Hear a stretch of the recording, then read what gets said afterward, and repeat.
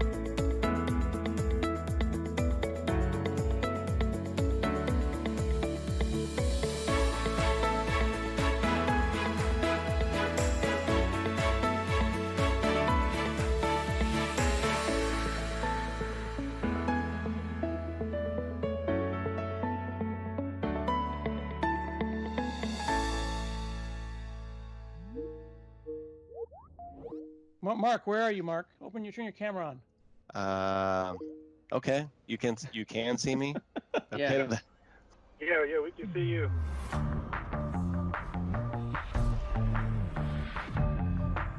Hey friends, I'm Scott Hanselman, and I was told to give you a tour of my office.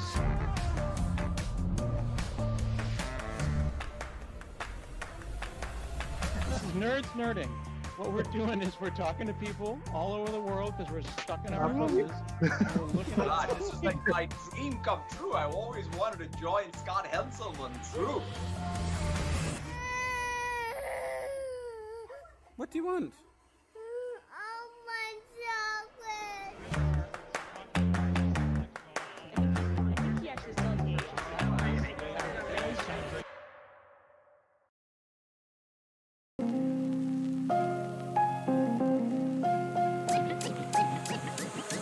Go.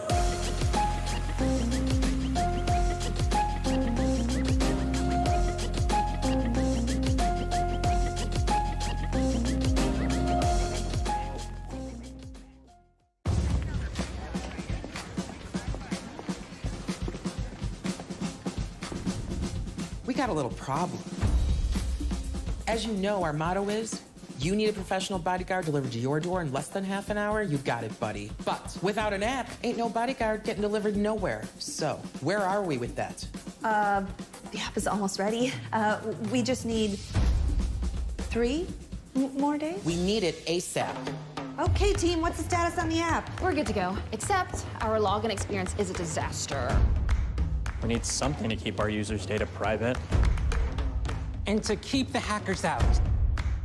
And it needs to work flawlessly because... Because I don't want to lose one single customer. I hear you, so let's use Auth0. Auth what now? Auth0, it's an identity platform. Fast, easy logins, just what the boss wants. Can we make our own authentication service? Come on, the ultimate keymaster, you know we don't have that kind of time. We need to confirm identities with passwords, fingerprint scans, whatever the users like to use. Auth0 can do that. Yeah, but it needs to be secure. We can't have our app compromised by breaches. Not a problem. And it needs to scale if we get hit with a ton of traffic. And if it stalls or freezes up, I will get fired. We can do this.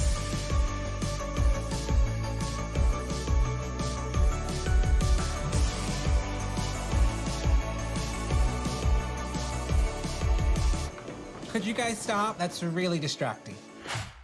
We did it. It's done. Already? Yep. I think our customers are gonna love it. I got a real app now, folks. You know what? I want a bodyguard. Hey, we got a customer. Cool app. My name's Steven. What's up, Steven? We can do this.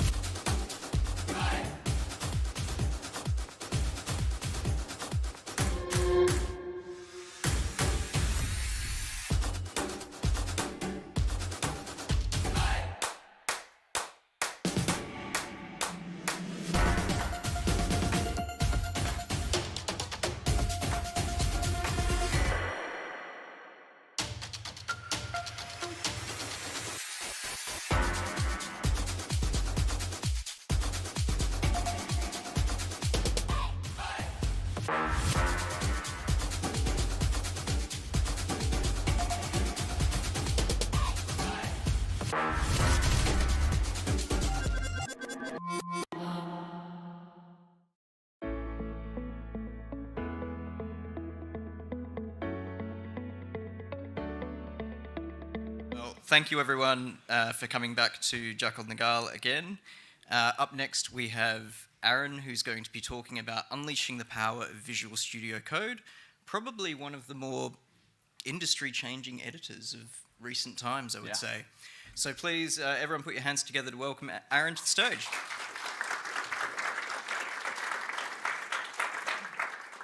Thanks for having me. As mentioned, my name is Aaron. I work for Microsoft as part of the cloud advocacy team. I've been doing software development and web development for longer than I'm going to admit to in a session that's being recorded and streamed out.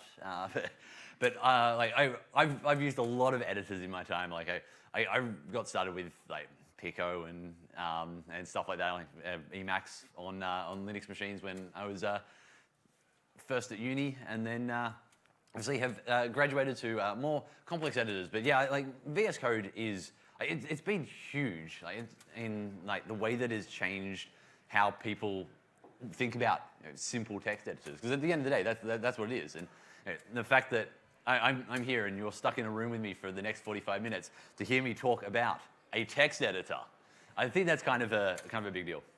But yeah, if you want to get in contact with me after the session, ask me any questions that I don't get a chance to cover off during the talk, that's my social media and website and email address and all that kind of stuff.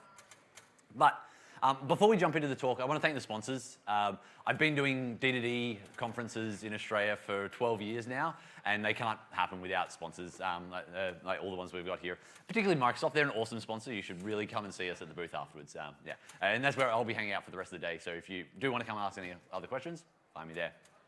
But we're here to talk about the power of VS Code. So whether you're brand new to the tech industry, you're looking to get into tech, or you've been in it for the nearly 20 years that I've been in it, I hope that there's going to be something in this session for you. I've put this together because I think that it's, while it seems so simple, it's a text editor. There's so many hidden things in it. But to get started, I'm going to just make sure that, for those of you that haven't used VS Code before, or you haven't had much experience with it, let's just make sure that we're all on the same page. So we're going to do a quick lap around VS Code. So this is VS Code. I've got a project of mine open there. Don't try and read the text, it's not particularly interesting or relevant.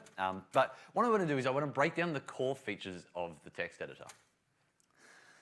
Across the top, we have the title bar. It's where your menu systems are, and like every application under the sun has got a title bar of some description. But the interesting thing about the VS Code one is that it's highly customizable. In fact, like everything in VS Code is highly customizable. So at the top, it's got things like the file name of the file that we've currently got open. It's got the information about the repo. This is connected to, I'm connected to a remote VS Code instance, so I'm using it with WSL, so it's got that information in there. But you can actually edit that and change, strip out information you don't think is going to be needed or you don't want to display in there.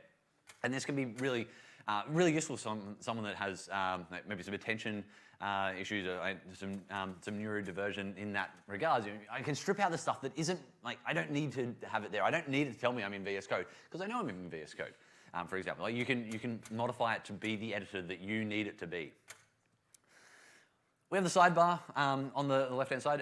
I actually keep mine on the right-hand side, and I'll show you why when I jump into actually editor. But this is where we have like our files and our folder structure. That's all there. It's where we get to the debugger. We get to source control, so we can like make our commits into the Git repo. Or is there any other source control that people still use? I'm like SVN.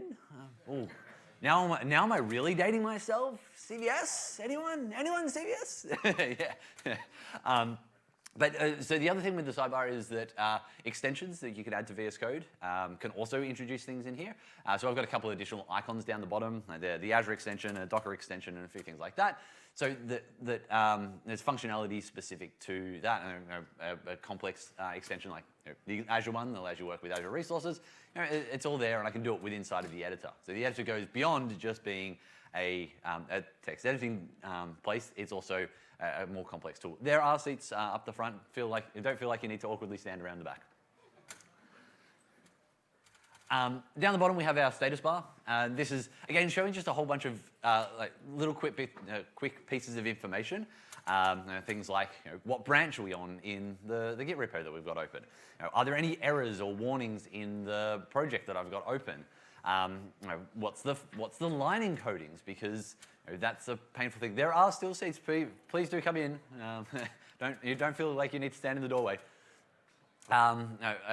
And like what language service is being used. So this is it's a HTML file that's got open, so it's telling me it's HTML, but I can change that to, and that indicates, and that can be useful if you've working with multiple languages that maybe are more esoteric than kind of just your common run-of-the-mill sort of stuff. But again, you can turn as much of this stuff off as you want because, again, you might not want that information. You might not need it there because it's contextually irrelevant to you, or you find it distracting to have that kind of stuff all there. Then we've got our terminal across the bottom. So there's an integrated terminal in VS Code that we can open up. We can open up as many terminal windows as we can. When I'm working, I tend to have just VS Code open, and I don't even have a separate terminal app running anymore. I just pop the terminal up, run my npm commands, or run my git installs, get my git commands and stuff like that, all within here. Also, interestingly, if you do run like a node command, so like an npm start to run a web server from the VS Code terminal, it will automatically attach a debugger for you. You don't even have to like do anything extra to get debugging running for like a node application. Npm start, and your debugger already ready to go. And then there's actually a text editing surface as well. Like, it's been like 5 minutes, and I haven't talked about the fact that you can edit a text document in a text editor. But I mean, you can. It's obviously the core feature. It does all the things you'd expect from a text editor. It does syntax highlighting. Like errors and stuff like that will appear if the language service that you're using is surfacing that information up. And this is a HTML file. It's got a variety of colors in there to indicate the different things inside of that. And lastly, we have our minimap view of the file. So this is like a 10,000 foot view of the file that you're in. And this is not a particularly long file, so it's all condensed up the top, and you can see even like the colorization appears there. But this can be useful like, if you're scrolling through thousands of like a file that's like 1,000 lines long. Not that anyone's writing like single files that are like several thousands lines. No one does that, do they? No, I see some awkward noddings of the head there. All right, so that's VS Code in a very quick nutshell, and kind of like all the different aspects of VS Code and the things that are in there. So let's now talk about like how can we use it to be productive. And for me, being productive means keyboard. Like I'm a keyboard user. I don't have an external mouse. Like when I'm using my laptop, I don't use an external mouse. I only use an external mouse at home because I have a desktop. But so I've done everything I can to try and memorize as many keyboard shortcuts as I can. I know a scary amount of Word shortcuts. So like, I can power user my way through Microsoft Word. But also in VS Code, and let's jump over. That's enough slides for the moment. Let's jump over and actually have a look at VS Code and some stuff that we've got in here. So I've got a couple of different VS Code instances open. You should be able to read the text, but again, don't worry about the text in there. This is mostly my notes, so feel free to read ahead and just then zone out to me, because this is what I'm going to be covering. But if there is only one shortcut key in VS Code that you learn, it is Control-P. This brings up, it defaults to the file picker, so I can use this to find the README file, hit enter, and opens the file I'm currently in. But we can also use this to, say, type a question mark. And here are all the other things that we can get from this. It moves on from being just a file picker to being a command palette. So I could do a greater than symbol, and then these are all the things, like the actions I can perform within VS Code. I can open the settings, or I can go to so I've actually toggled on a thing called screencast mode. So as I type the keyboard shortcuts, they'll pop up quickly on the screen. So I'm like, here's a keyboard shortcut, and you're like, I can't see the keyboard, Aaron. You're up there, and there's a screen. So I've got that turned on, so you can see. So Control-P comes to the file picker. Control-Shift-P, if I hit the correct keys, goes straight to the actions. So this is just it's a quick one because this is probably the most common thing that you tend to do from the file picker. From the command palette. Other things I like are, like if I type view, I can get to the sidebar on the right-hand side there. Well, it defaults to the left-hand side. I move it to the right-hand side because if I expand it and collapse it, it pops in and out. If I have it on the left, let's see if I can remember how to move it to the left. I actually can't remember how to move it to the left. It's somewhere in settings. It's been so long since I've done that. Oh, was it? Ah, excellent. There we go. Control B hides and shows it, but this is really annoying for me because your focal point is shifting because the editor surface is moving. So that's why I move mine to the right. Anyway, so Control P, View, and then I can go to Explorer, pop up into this bit, or Control P, View, Debug, and get to the Debug section. Yeah.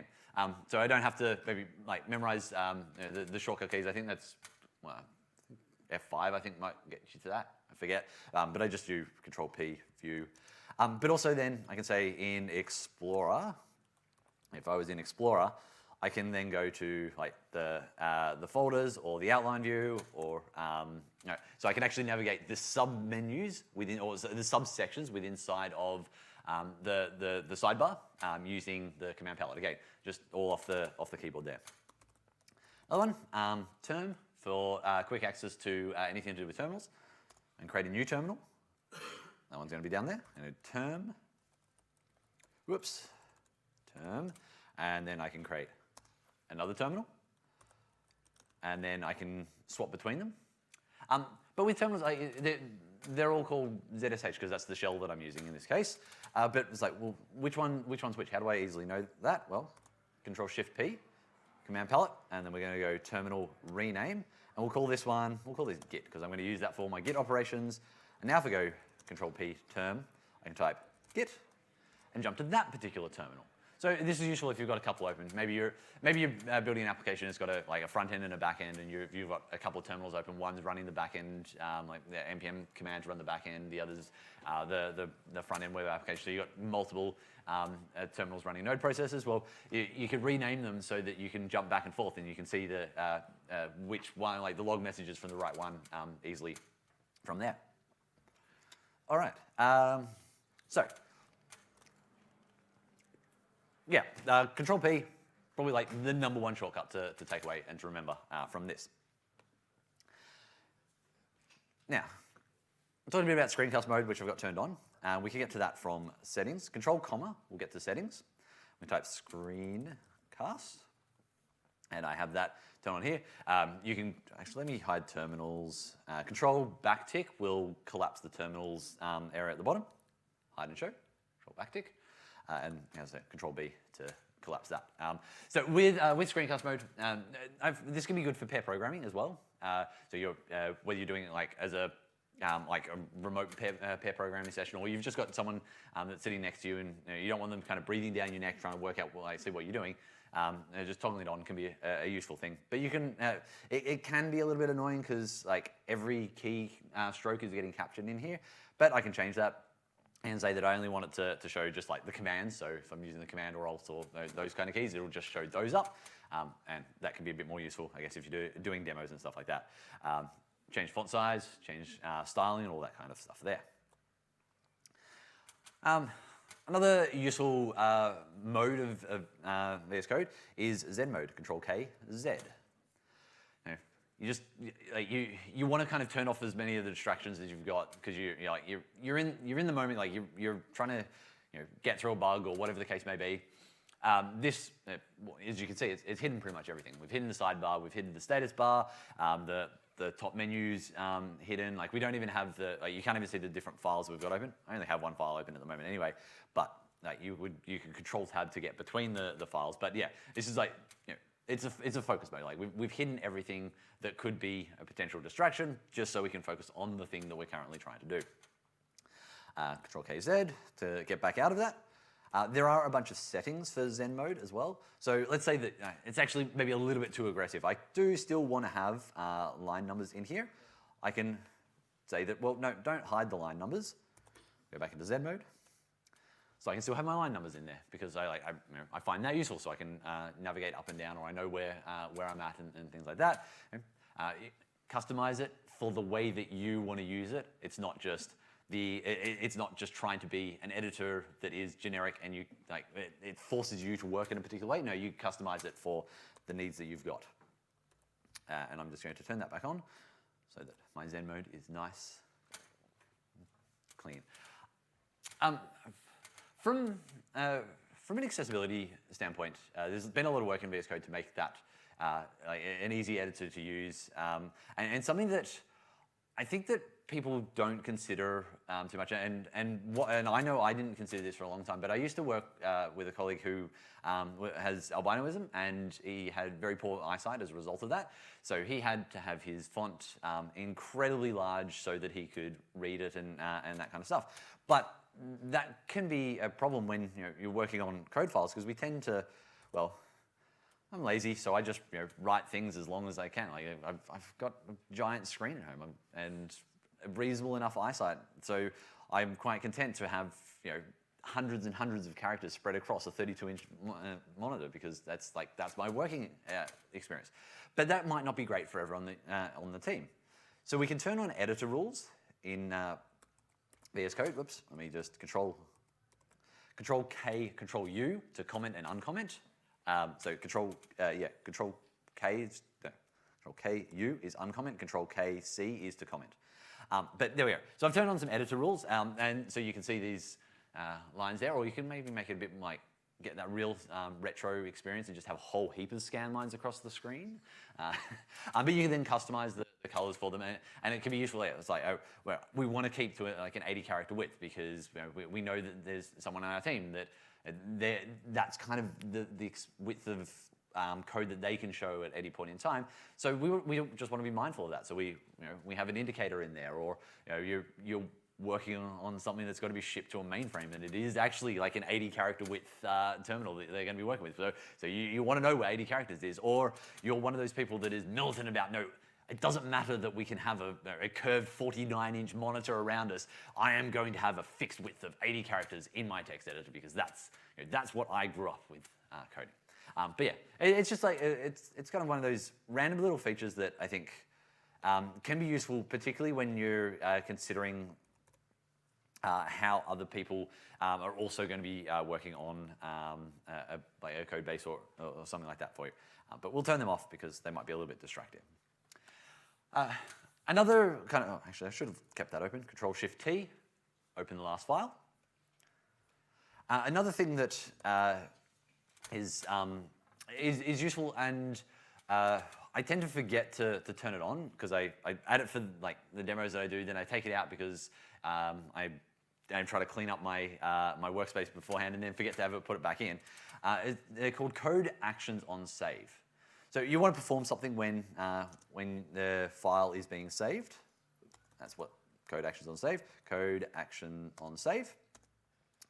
And whoops, we can get it to do a variety of different things. So Control space. One of those is organize imports. So we're going to set that to true. So let's say that we're working on like a JavaScript file, one here, and we've got a linting rule where we want to keep the order of our imports in an alphabetical manner. It's a fairly common linting rule. Well, I've got them a bit backwards here because I want the destructor imports at the very top. So I can go Control-Shift-P and then organize imports, or Shift-Alt-O is the default shortcut key for that one. I can hit it and it's going to do that for me. Or with code actions on save, now as soon as I hit Control-S to save the file, it's going to just run that for me. It's a useful little thing, particularly if those are the sorts of things that you're putting in your linting rules. There's also another one in there for fix-all, so it'll if you've got a linter installed that is going to be applying fixing rules, it can try and run those for you. So ESLint, it'll try and apply those fixes to the file as you hit save. So just little quality of life improvements that are there. Let's come back. The last one from a setting standpoint that can be useful is this default editor language. what it will do is it will attempt to work out from the workspace what is the most common programming language of the files that are in there. And when you do Control-N to create a new file, it will assign that language service to the new file. So you immediately get your code completion turned on for the file. You immediately get the correct like syntax highlighting and colorizations and stuff like that. But you can actually override that setting. So I want new files in this repo to be always defaulted to Markdown, for example. I do that for my my blog is written in Markdown, so I default the files to always be Markdown unless I change the file with Control-KM. Control-KM, not Control-K, Control-M, Control-KM, and that's how we can change the language of a file. So yeah, but you can let VS Code attempt to figure out what should be the default language for a new file, or you can force that with settings. Active editor language is the default that's there. All right. We'll come back to slides for a minute, because I want to talk about extensions. VS Code has a huge amount of extensibility, and out of that has grown a massive extensions ecosystem. Everyone's going to have their favorite extension that you should have installed, or that they believe is it's going to change the way that you use VS Code. And there are literally thousands of extensions, so I am not going to cover them all off in here. I'm just going to talk about a couple that I think are really useful and that I've got installed on my machine. And they're generic ones. They're not specific to a particular programming language or anything like that. So these are 6 top ones for me. Editor config for VS Code. So editor config, if you're unfamiliar with it, is a file that you can put into a repo that you use to define set default things about a file. Like, what is the default line encoding? How many are we using tabs or spaces? What's the default indentation depth? And you can then set that for different files. So maybe your bash files, they need to have an LF as the default line encoding, whereas other files you might want to have a CRLF as the line encoding. And then you can, and so that one's a useful one just to enforce standardization inside of a code base. GitHub pull requests and issues. Just manage all your GitHub stuff, pull requests and issues aspects of GitHub from within VS Code. Don't have to jump out to the website, don't have to jump out to the GitHub desktop application or anything like that. Just do it from VS Code. REST client. If you're doing anything that involves calling APIs, REST client is so useful. It's the same as like Postman and Insomniac and all those sorts of tools. So it allows you to invoke HTTP requests. But the advantage of REST client is that you create a file and then you just execute the things out of that file. So you can have your examples of how to call an API as a file that you just check in part of your Git repo. And then it's all there. It's all in the one location. And you can then execute those from inside of VS Code. Peacock, this was actually written by a colleague of mine at Microsoft. And it's what it does is it changes the colors of the borders of VS Code. So you would have seen the one that I had. Where is it? It's my lovely background. So see how this has got the green around it? Peacock's done that. So if you've got a couple of VS Code instances open, maybe you want to you set different colors on them so you know which one it is as you're alt-tabbing between your windows. Code spell checker. Funny story was when I was working for a company a number of years ago, we were building a custom CRM, and we needed to keep track of person name history because if someone changed their name, we needed to track that. So we created a table called person name history. Well, so we thought that's what we named the table. It wasn't until several months later that we realized that we'd actually named the table person name his Troy. We'd also written a custom ORM. It had generated a whole bunch of C# code from the database, so we had all these classes called person name his Troy. You would get back a collection of person name his Troys and all that kind of stuff. It was then this was then in testing, and it was too hard to go back and fix it. So we're like, oh well, we're shipping to production with person name his Troys. You want an extension like this one, like code spell check, to make sure you don't do that. I'm just horrendously bad at spelling at the best of times, so I use that on my blog, and it's just so nice, and that I can just not have to worry about that. And then the last one is to-do highlight.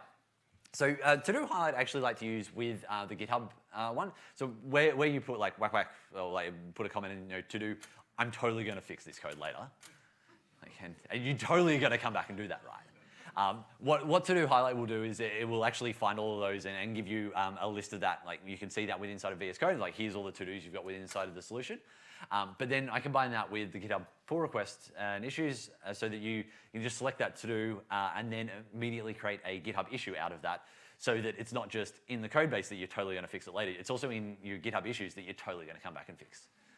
And it just gets deprioritized down the backlog. These 6 are they're ones that I find really useful. And like I said, these aren't specific to any kind of programming. Like whether you're writing Markdown or Python or .NET or whatever, these can all help out there. But I'm a web developer at heart, so I want to talk about a couple of my favorite web developer or JavaScript developer extensions. And it seems my animations are not quite right. Prettier. So if you're doing JavaScript projects, Prettier is kind of like, it's the de facto standard, I think, at the moment for doing code formatting for JavaScript applications. It also does like HTML and CSS and I think a couple other languages, Markdown, stuff like that.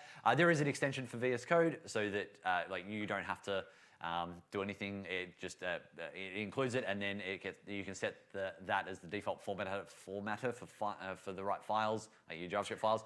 So when you in VS Code, you can tell it to format the file, it will execute Prettier for you.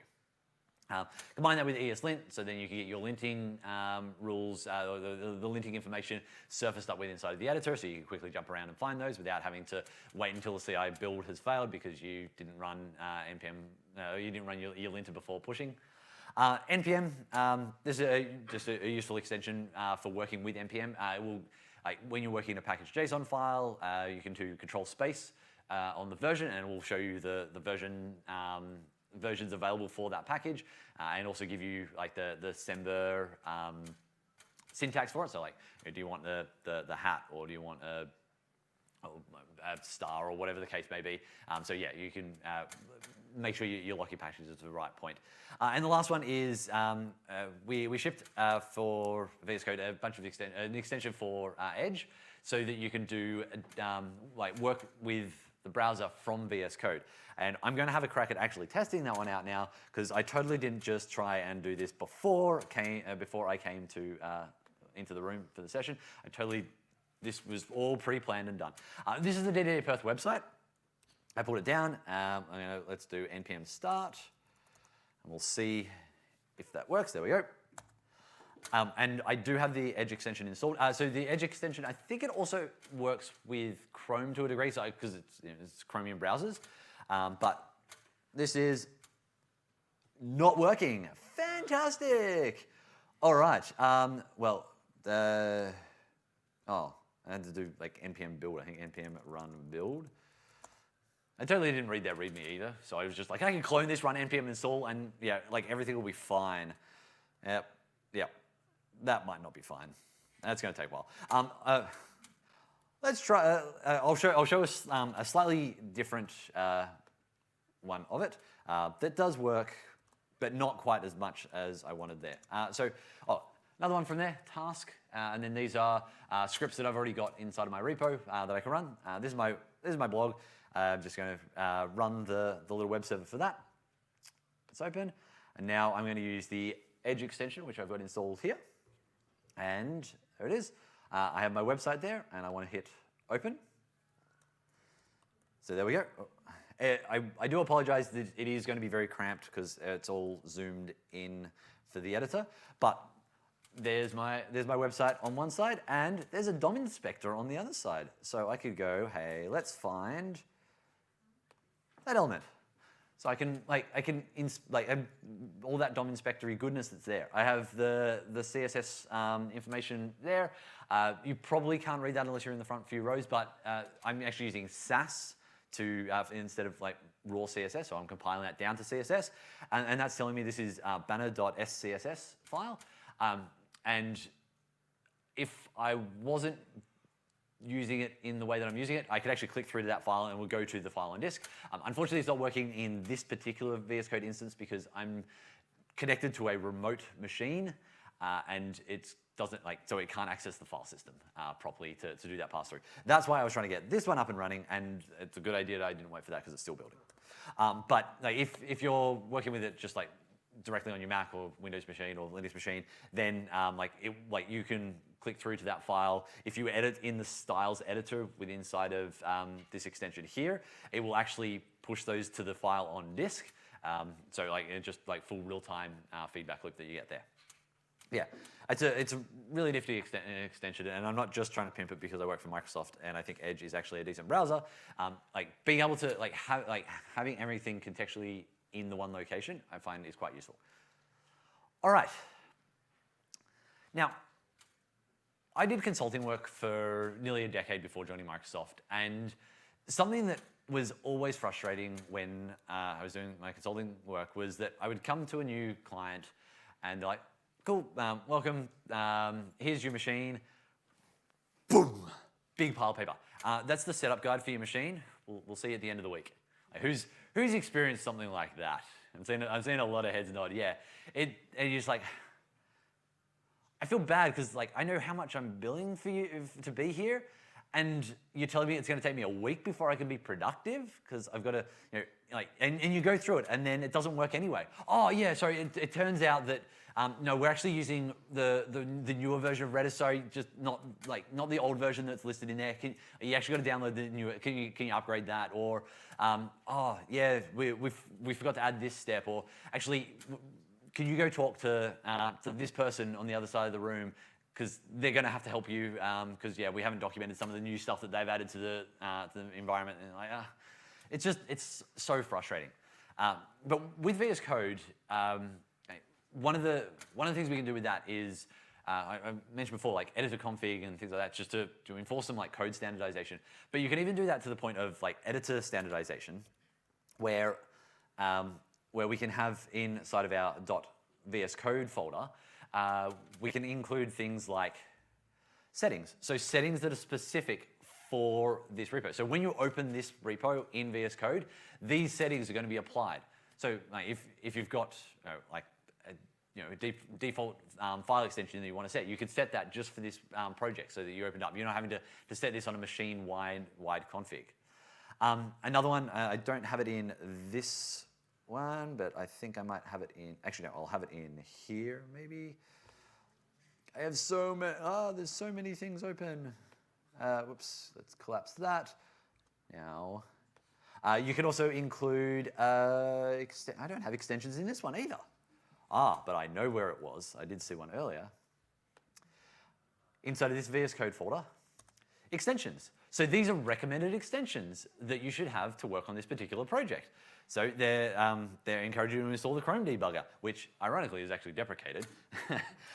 They're recommending that you install editor config and Prettier and ESLint. So what will happen is when you open up this folder in VS Code, if you don't have those extensions installed, you'll get a notice saying there are recommended extensions. Would you like to install them?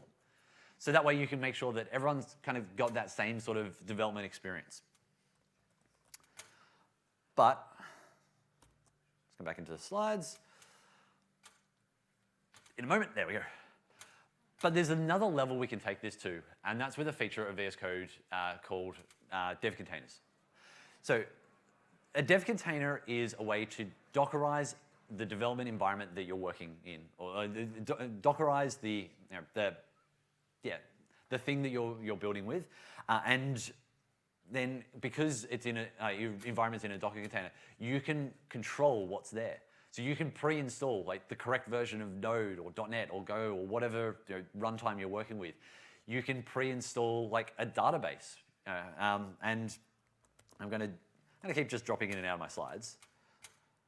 So this project, this one here. So this is one of my open source projects. It's a F# project. If anyone wants to talk F#, come see me. I'm probably the only person here that actually cares about that, but it's awesome. And if you're a .NET developer, learn F#.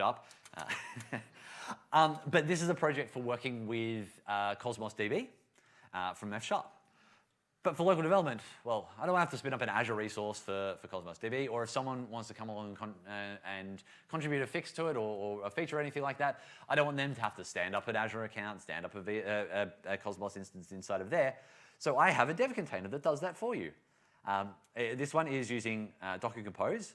So it has the environment that you're going to be actually developing with inside of. So this will pre-install the .NET runtime for you, the correct version, because I'm working on .NET 6.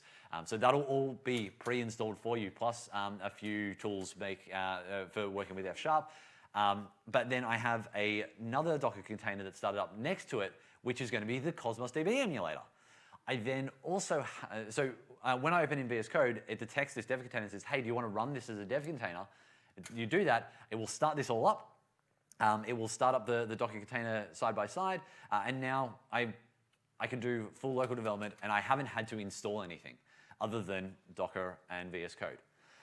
And then when I'm finished working on this, delete the repo off my machine, and I don't have to uninstall the Cosmos emulator. I don't have to uninstall the .NET framework or anything like that. It's all isolated. And what this means is that, it's very easy to come across as an open source contributor, pick up a project, clone it, open it, and have all this, all the environment ready to go. You haven't had to read a massive contributing guide or anything like that. The next kind of power of this is that if you're working with GitHub Codespaces, when you open it in Codespaces, it will detect the dev container and provision the codespace to those specifications for you. The GitHub folks over at the booth actually have this running with another project of mine where it is running a Cosmos DB emulator and a Docker container side by side inside of Codespaces, and they're running that from a Raspberry Pi. So you're doing full development with 2 running Docker containers off a Raspberry Pi. But dev containers are really useful for doing this remote, this pre-provisioned environment, and it can save so much time, having to install this, keep these docs up to date. This is the right version of whatever the dependency is that we need to install. You have it all there, pre-built and combined into this one folder. All right, we've got about. I'm going to leave some time for questions at the end. So we'll go for about probably 10 minutes left, I think. I'm getting some vagueness on that. I'm also the thing that's standing between everyone and lunch. So I talked a bit about Codespaces, but there is one other thing that I will show off because I think it is super cool, particularly in the fact that a lot more of us are working from home. Now, I've got to find the right VS Code instance that I have open. Where is it? Here, and I have so many VS Codes. Where are all the VS Codes? It's not that one. Is it this one?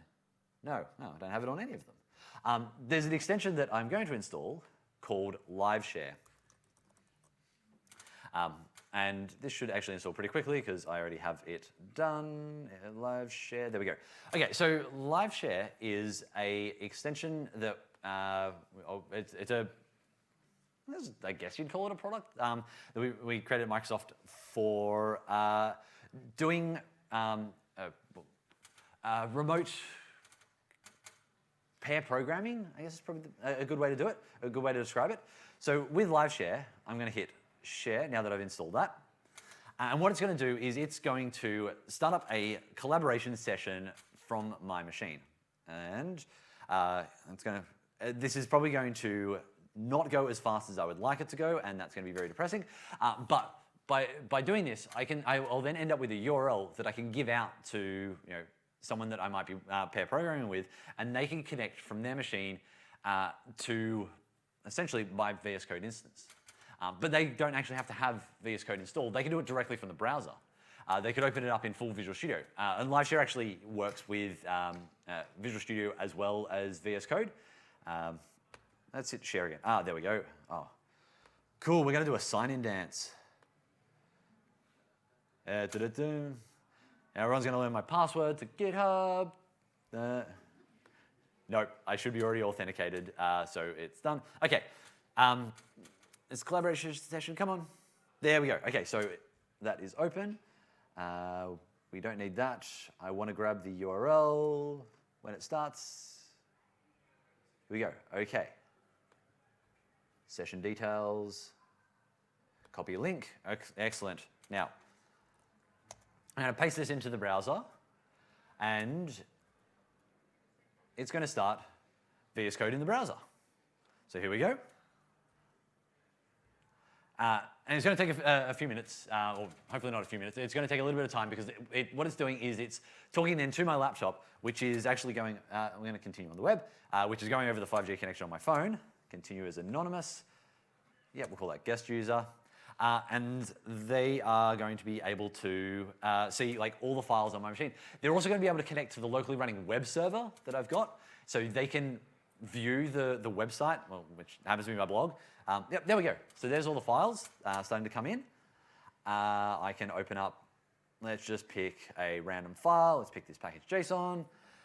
It's going to have syntax highlighting and colorization and all that kind of stuff in there. But then as the host of this collaboration session, I can see here's guest user 7 there on that file and that line. I can go follow participant. Let's just close off some of these. Okay. Oh, sorry, focus participant. No. Follow to the side. And there we go. I can see that's where guest user is. There's a little purple caret here, which is where they are. Put these side by side-ish. And let's go. Come on. Need more space on my screen. So zoomed in. Okay, and you can see as that guest user clicks around, we can see what they're doing. And then if I was to come into, let's go into here, I want to come into my GraphQL file. Here we go. So I can like remotely that person, like I can see in real time what's happening. If I'm making changes in one editor, those will be reflected. So if I was to do that, those changes will be reflected across. I said they get full debugging. They can set breakpoints and all that sort of stuff, which is really useful if you're doing like remote stuff, pair programming, pull request reviews. You just jump on a call using whatever conference calling platform you have choice, and just be like, hey, can we walk through this together? Here's a live share link. Actually, live share has built-in audio support as well, so you don't even need a separate conference calling platform. But yeah, let's just walk through this code together. Show me how that fix is applied, and all that kind of fun stuff. And the very last thing about VS Code that I want to tell you is that they have a TikTok account. I don't know what that is because I am too old for TikTok, but there it is. Yep. TikTok.com/@VSCode. For the younger people in the room, you might enjoy that. Like I said, I'm just too old for TikTok. But it's there. I've watched a bunch of the videos. Like they're pretty funny. But there's also a bunch of like really useful, informative things in there. Like, did you know? I learned from watching one of their TikToks that you can change the scroll back history in the terminal. By default, it's like 1,000 lines. But if you're doing something that might be outputting more than that, you can change the scroll back depth, and you can. And I learned that from TikTok. Yeah, I'm like so hip and cool and young. And look, there's 1,001 other things that you can do with VS Code, but I'm just about out of time. I want to again thank our sponsors for making sure that DDD Perth could happen again this year. I'm glad to be back at a DDD event. I'm glad to be back at in-person conferences, even though I'd forgotten just how exhausting they are. I'm pretty sure my voice will give out before the end of the day. But we've got a couple of minutes for questions, or you can run off and grab lunch early. At the very least, thanks for coming to my session today. I hope you've learned a couple of tips and tricks for working with VS Code. And do feel free to reach out after the session as well if you want. Yeah. Thank you.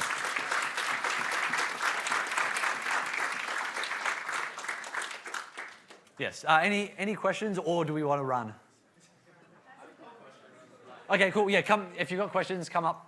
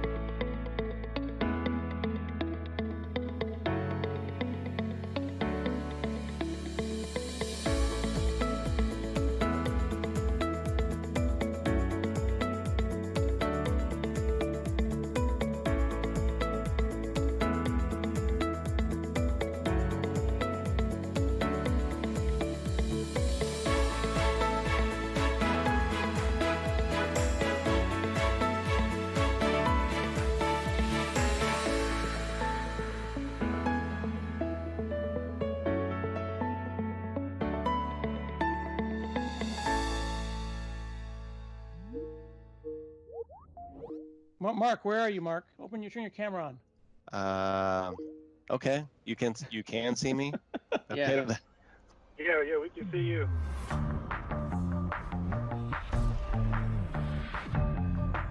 Hey friends, I'm Scott Hanselman, and I was told to give you a tour of my office.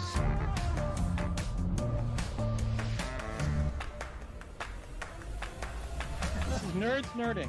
What we're doing is we're talking to people all over the world because we're stuck in our houses. And we're looking at God, this is like my dream come true. I always wanted to join Scott Hanselman's group. What do you want?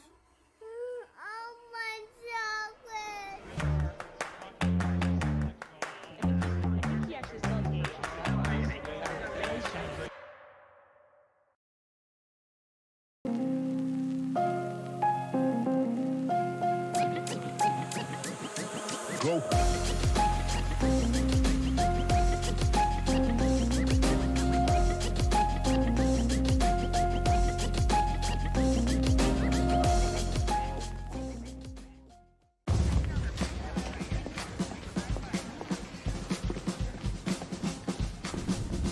We got a little problem. As you know, our motto is, you need a professional bodyguard delivered to your door in less than half an hour, you got it, buddy. But without an app, ain't no bodyguard getting delivered nowhere. So, where are we with that? The app is almost ready. We just need 3 more days? We need it ASAP. Okay, team, what's the status on the app? We're good to go, except our login experience is a disaster. We need something to keep our users' data private. And to keep the hackers out. And it needs to work flawlessly because... Because I don't want to lose one single customer. I hear you, so let's use Auth0. Auth what now? Auth0, it's an identity platform. Fast, easy logins, just what the boss wants. Can't we make our own authentication service? Come on, the ultimate keymaster, you know we don't have that kind of time. We need to confirm identities with passwords, fingerprint scans, whatever the users like to use. Auth0 can do that. Yeah, but it needs to be secure. We can't have our app compromised by breaches. Not a problem. And it needs to scale if we get hit with a ton of traffic. And if it stalls or freezes up, I will get fired. We can do this.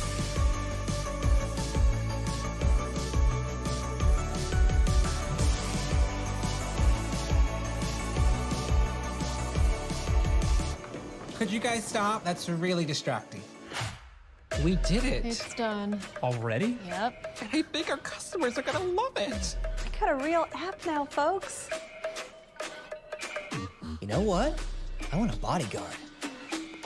Hey, we got a customer. Cool app. My name's Steven. What's up, Steven? We can do this.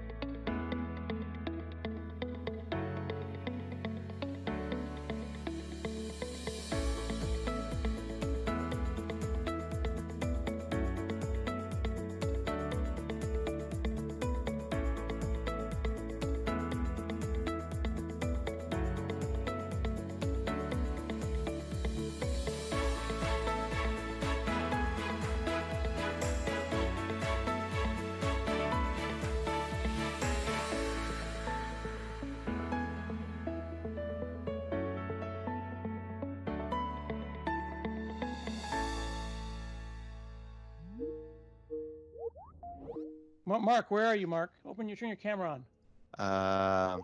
Okay, you can see me. Yeah. Okay. Yeah, we can see you.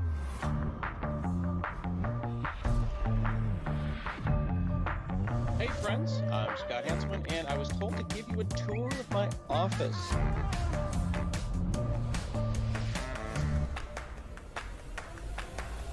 This is Nerds Nerding. What we're doing is we're talking to people all over the world because we're stuck in our offices. And we're looking at God, this is like my dream come true. I always wanted to join Scott Hanselman's group. What do you want?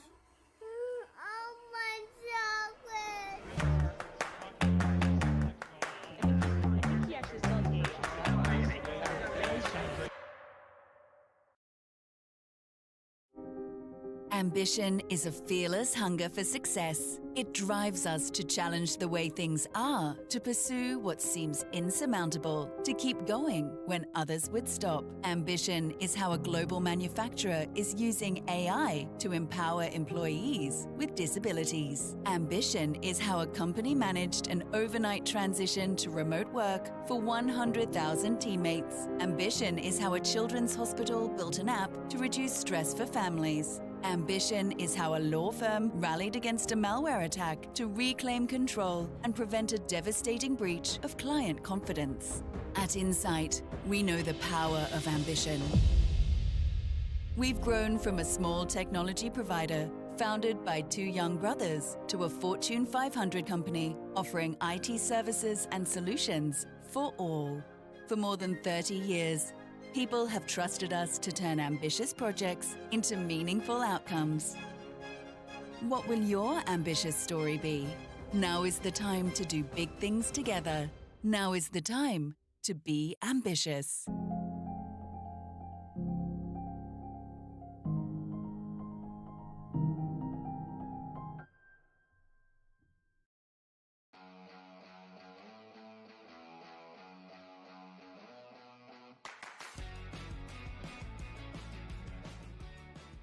My name is Carol. I'm a test engineer. My call sign is Special K.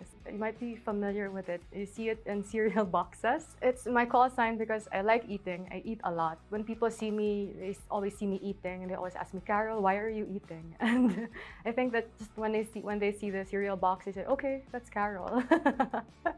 Hi, I'm Joshni. I'm a test engineer. They call me Jester because I always have a smile on my face, whatever situation I'm in. My name is Jaden. I'm an automation engineer here at Planet. My call sign is Digit because I'm a huge maths nerd.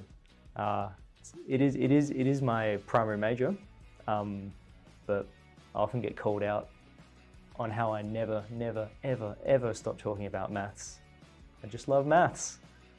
I am Cassandra. I am a test automation specialist. Being Beret, as you can tell by the accent, I am French. Very prominent accent. So the beret completely makes sense. As for the ping, no matter the client, no matter where I was working, it always was a pink background with Hello Kitty riding a unicorn.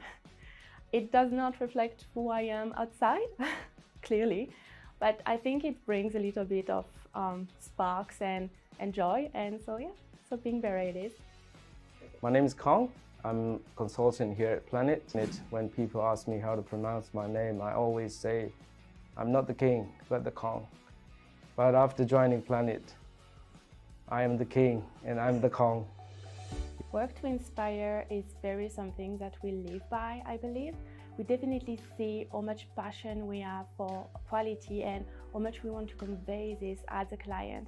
We don't just go for target, we always try to go a little bit further, and we try to inspire each other by learning new skills, having new challenges and taking them, and I think it's very inspiring.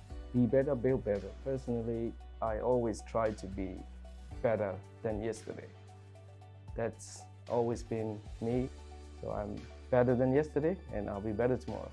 I also got a lot of training opportunities on Planet because there's a vast library of training courses available that I can just access anytime. Before I joined Planet, like when you want to learn something, Google first, right?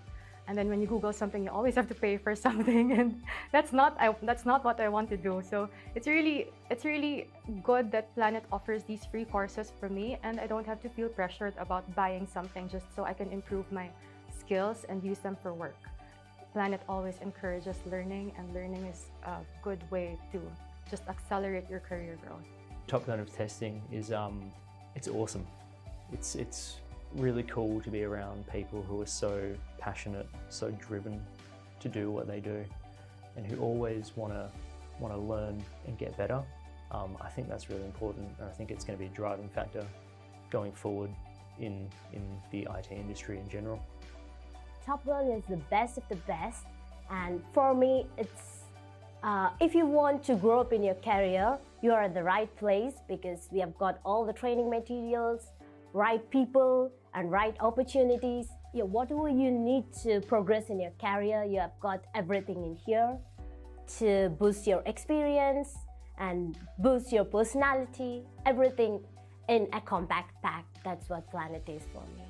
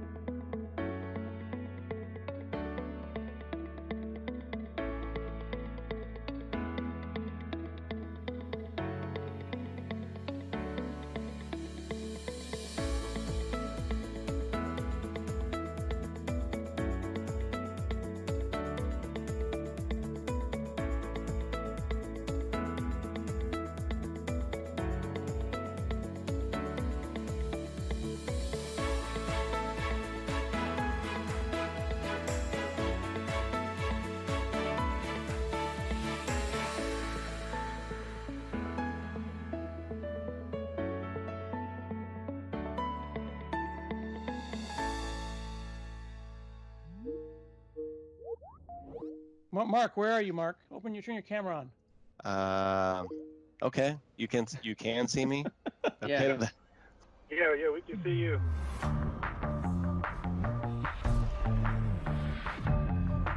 Hey friends, I'm Scott Hanselman, and I was told to give you a tour of my office.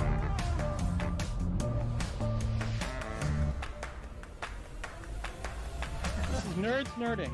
What we're doing is we're talking to people all over the world because we're stuck in our houses. And we're looking God, at this is like my dream come true. I always wanted to join Scott Hanselman's group. What do you want?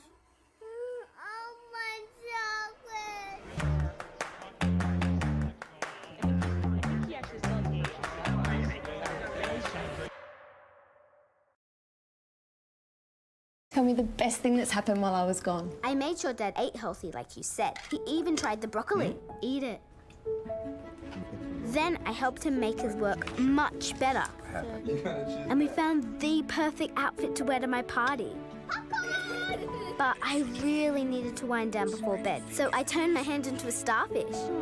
My best thing is you being back.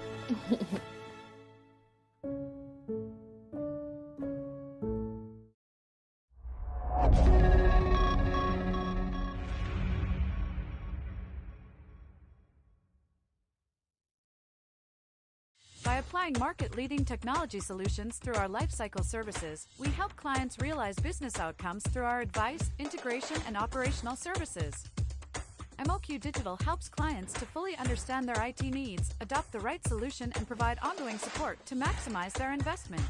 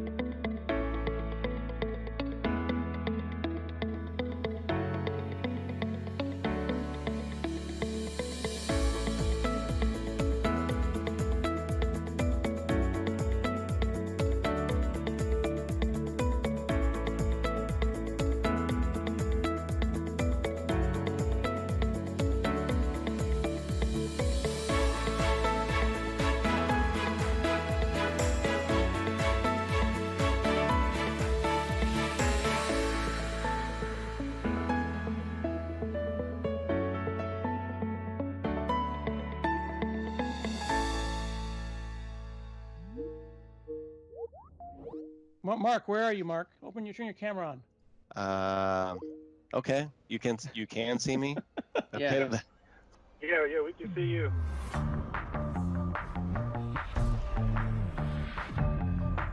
Hey friends, I'm Scott Hanselman, and I was told to give you a tour of my office.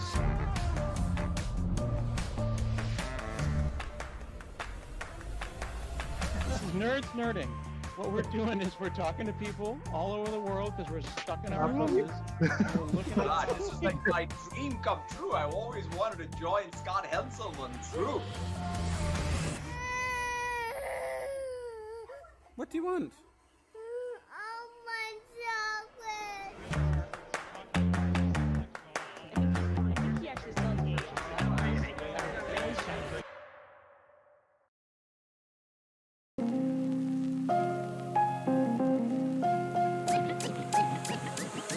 Go.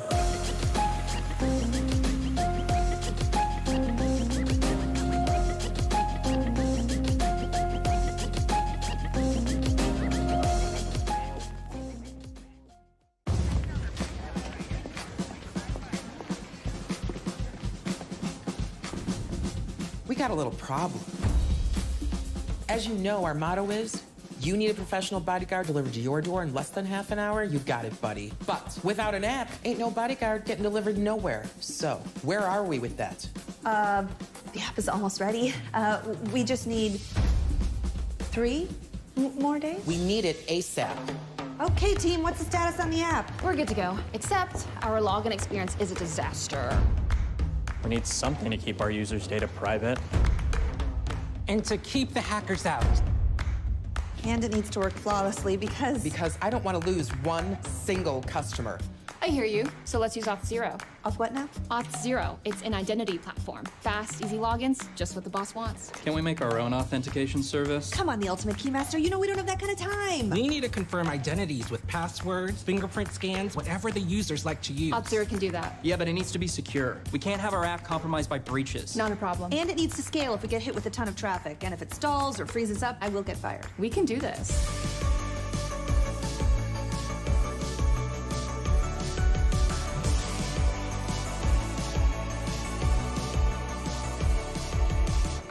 Could you guys stop? That's really distracting. We did it. It's done. Already? Yep. I think our customers are gonna love it. I got a real app now, folks. You know what? I want a bodyguard. Hey, we got a customer. Cool app. My name's Steven. What's up, Steven? We can do this.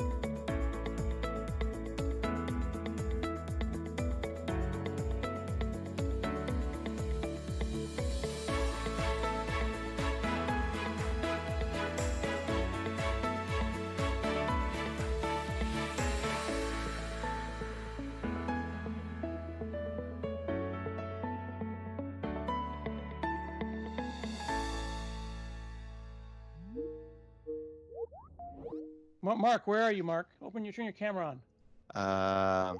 Okay, you can see me. Yeah. Yeah, we can see you.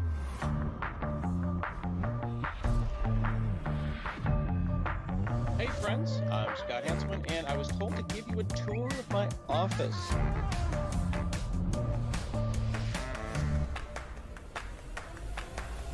This is Nerds Nerding. What we're doing is we're talking to people all over the world because we're stuck in our houses. And we're looking at God, this is like my dream come true. I always wanted to join Scott Hanselman's group. What do you want?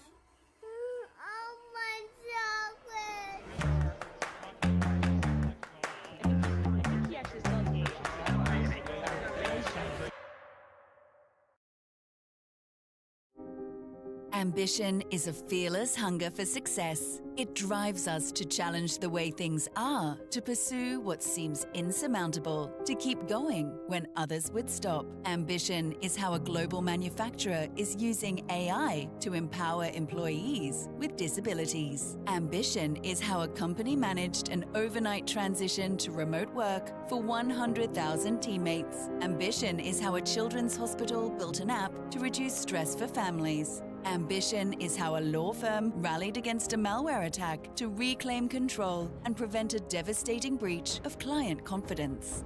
At Insight, we know the power of ambition. We've grown from a small technology provider founded by two young brothers to a Fortune 500 company offering IT services and solutions for all. For more than 30 years, people have trusted us to turn ambitious projects into meaningful outcomes. What will your ambitious story be? Now is the time to do big things together. Now is the time to be ambitious.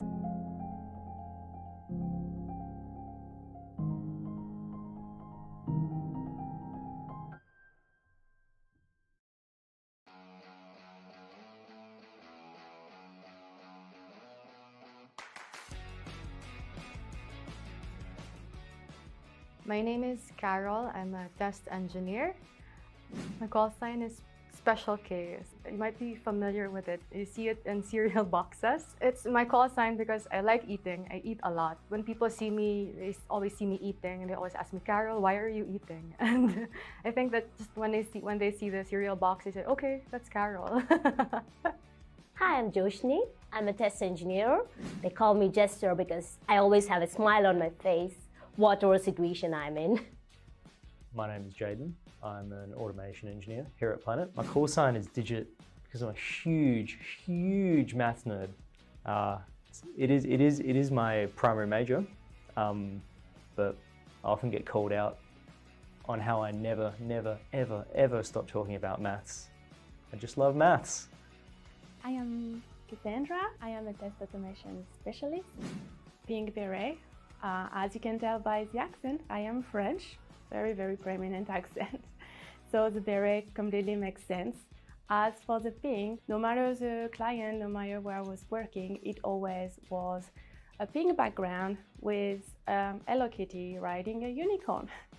It does not reflect who I am outside, clearly, but I think it brings a little bit of sparks and joy, and so yeah, so pink beret it is. My name is Kong. I'm a consultant here at Planet. When people ask me how to pronounce my name, I always say, I'm not the king, but the Kong. But after joining Planet, I am the king and I'm the Kong. Work to inspire is very something that we live by, I believe. We definitely see how much passion we have for quality and how much we want to convey this as a client. We don't just go for target, we always try to go a little bit further, and we try to inspire each other by learning new skills, having new challenges and taking them, and I think it's very inspiring. Be better, build better. Personally, I always try to be better than yesterday. That's always been me, so I'm better than yesterday and I'll be better tomorrow. I also get a lot of training opportunities on Planet because there's a vast library of training courses available that I can just access anytime. Before I joined Planet, like when you want to learn something, Google first, right? And then when you Google something, you always have to pay for something, and that's not what I want to do. So it's really good that Planet offers these free courses for me, and I don't have to feel pressured about buying something just so I can improve my skills and use them for work. Planet always encourages learning, and learning is a good way to just accelerate your career growth. Top Gun of testing is it's awesome.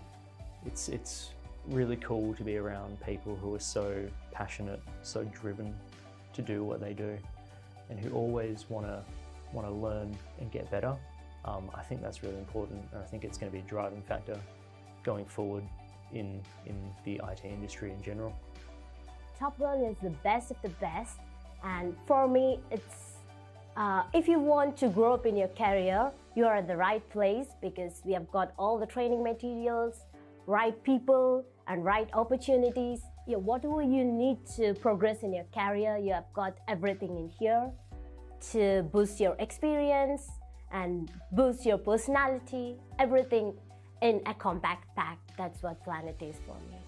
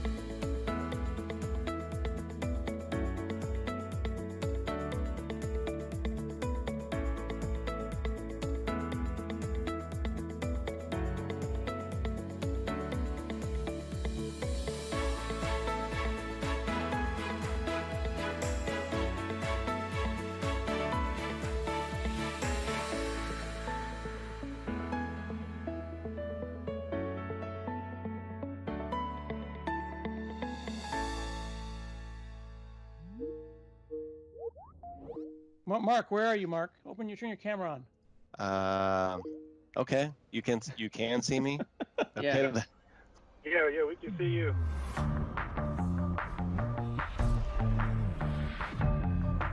Hey friends, I'm Scott Hanselman, and I was told to give you a tour of my office.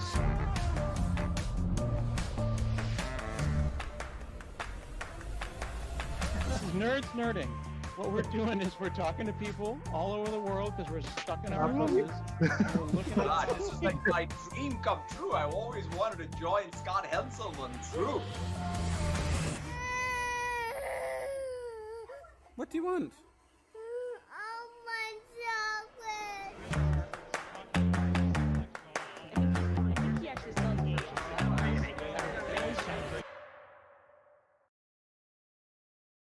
Tell me the best thing that's happened while I was gone. I made sure Dad ate healthy like you said. He even tried the broccoli. Eat it. Then I helped him make his work much better. And we found the perfect outfit to wear to my party. But I really needed to wind down before bed, so I turned my hand into a starfish. My best thing is you being back.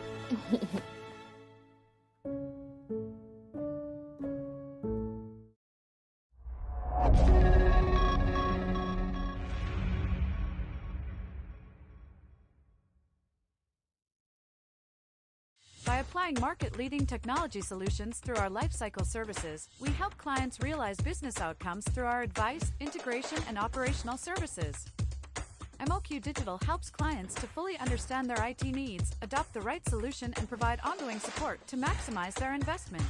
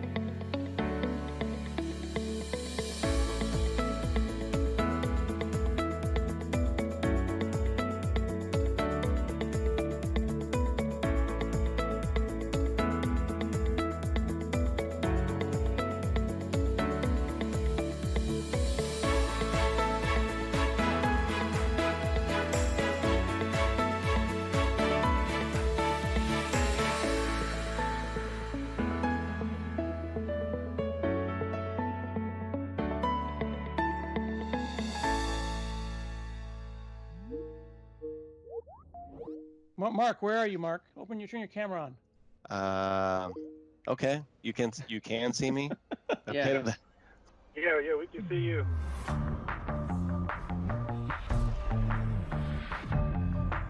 Hey friends, I'm Scott Hanselman, and I was told to give you a tour of my office.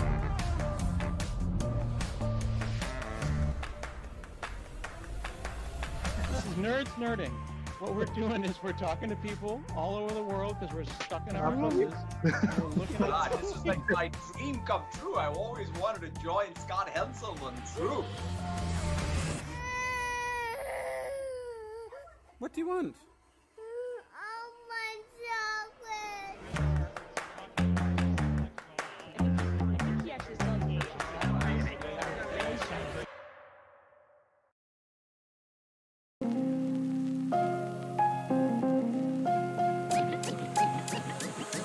Go.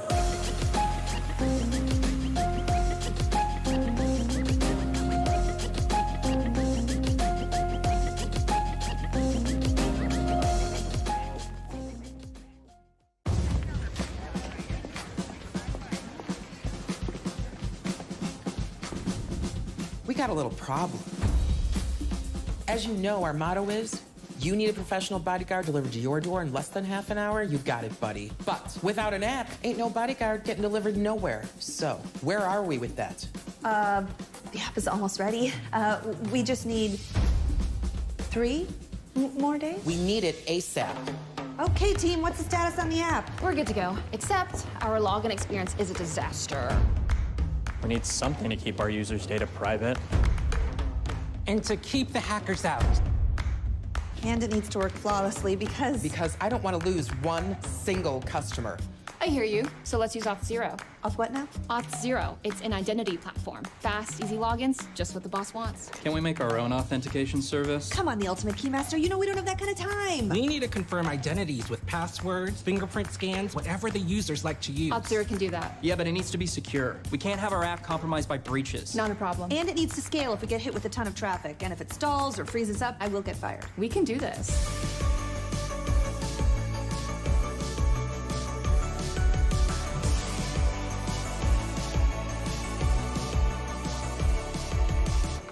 Could you guys stop? That's really distracting.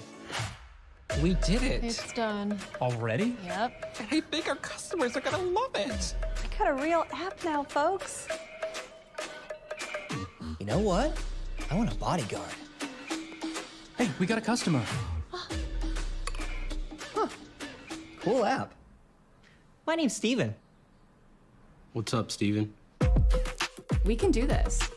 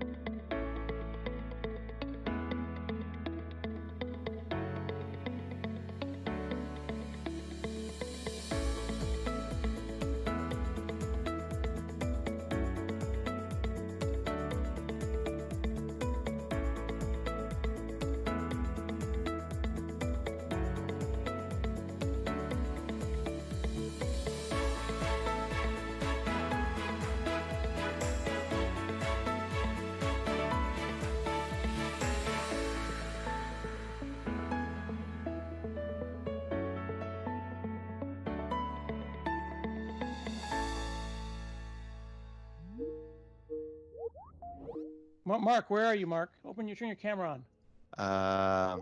Okay, you can see me. Yeah. Okay. Yeah, we can see you.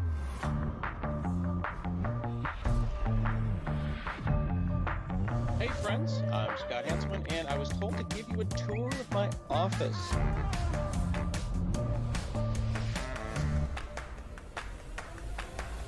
This is Nerds Nerding.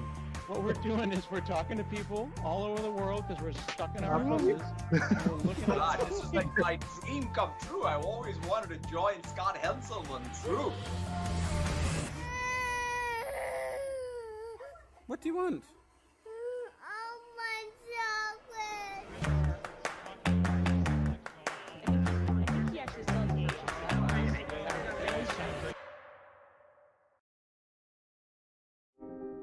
Ambition is a fearless hunger for success. It drives us to challenge the way things are, to pursue what seems insurmountable, to keep going when others would stop. Ambition is how a global manufacturer is using AI to empower employees with disabilities. Ambition is how a company managed an overnight transition to remote work for 100,000 teammates. Ambition is how a children's hospital built an app to reduce stress for families. Ambition is how a law firm rallied against a malware attack to reclaim control and prevent a devastating breach of client confidence. At Insight, we know the power of ambition. We've grown from a small technology provider founded by two young brothers to a Fortune 500 company offering IT services and solutions for all. For more than 30 years, people have trusted us to turn ambitious projects into meaningful outcomes. What will your ambitious story be? Now is the time to do big things together. Now is the time to be ambitious.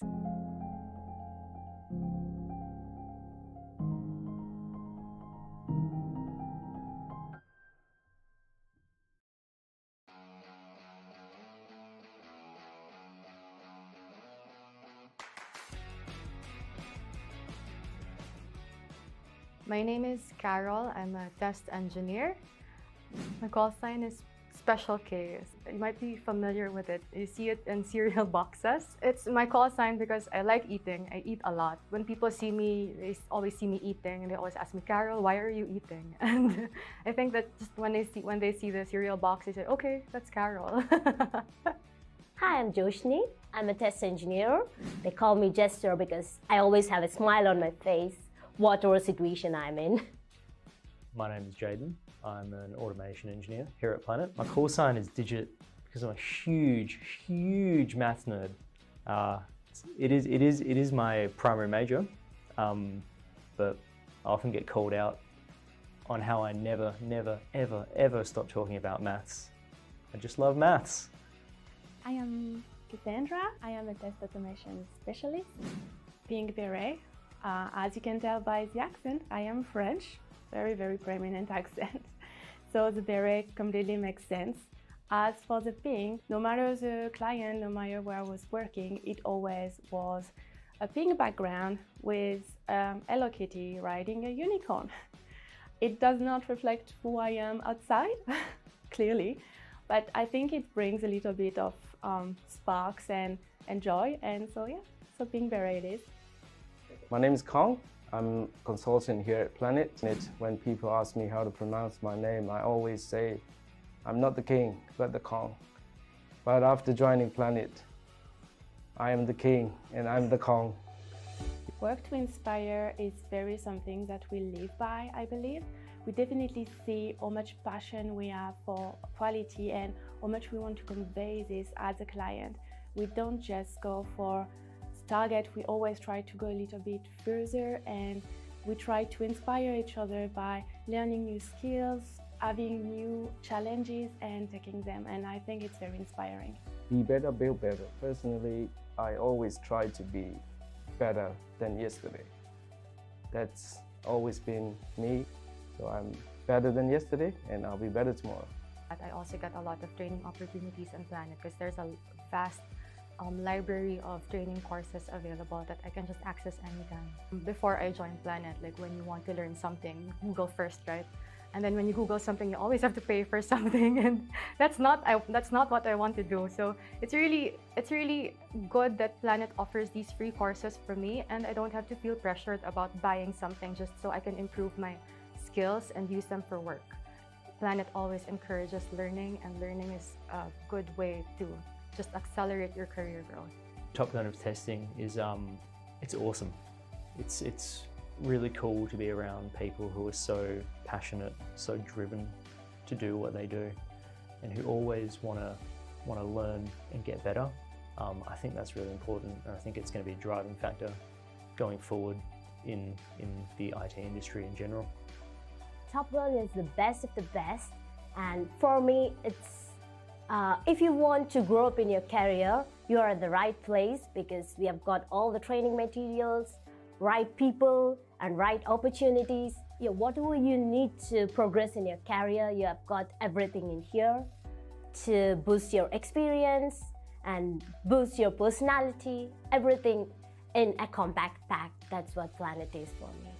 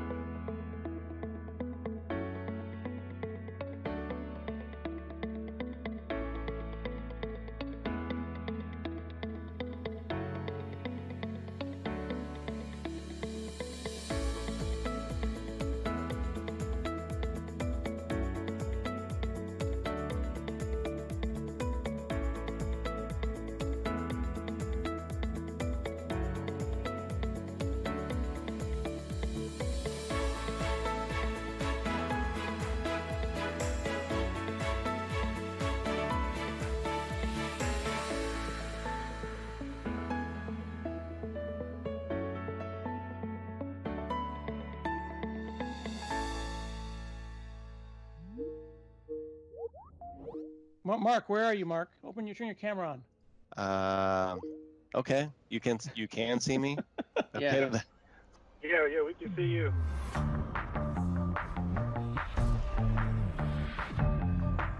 Hey friends, I'm Scott Hanselman, and I was told to give you a tour of my office.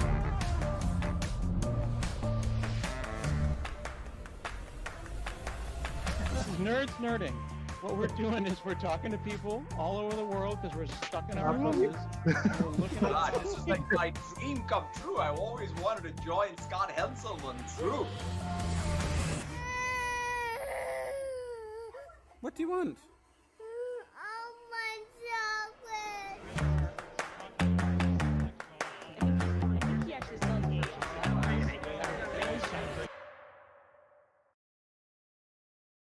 Tell me the best thing that's happened while I was gone. I made sure Dad ate healthy like you said. He even tried the broccoli. Eat it. Then I helped him make his work much better. And we found the perfect outfit to wear to my party. But I really needed to wind down before bed, so I turned my hand into a starfish. My best thing is you being back.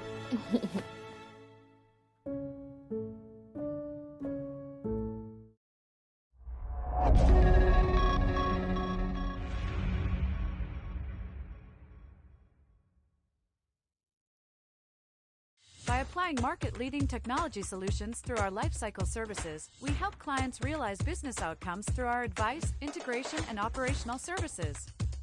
MOQ Digital helps clients to fully understand their IT needs, adopt the right solution, and provide ongoing support to maximize their investment.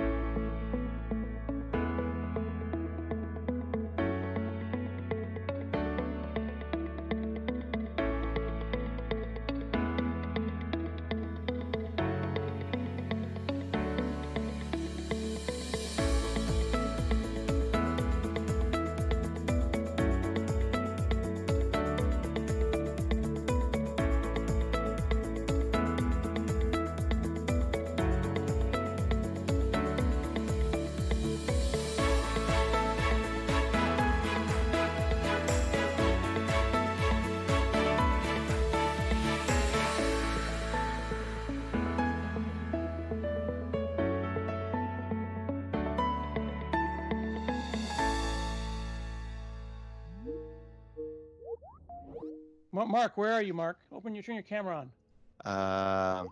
Okay. You can see me? Yeah. Okay. Yeah, we can see you.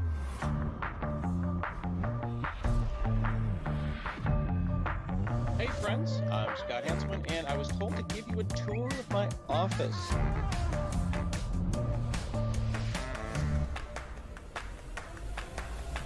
is nerds nerding. What we're doing is we're talking to people all over the world because we're stuck in our houses. We're looking God, at this is like my dream come true. I always wanted to join Scott Henselman's troop. What do you want?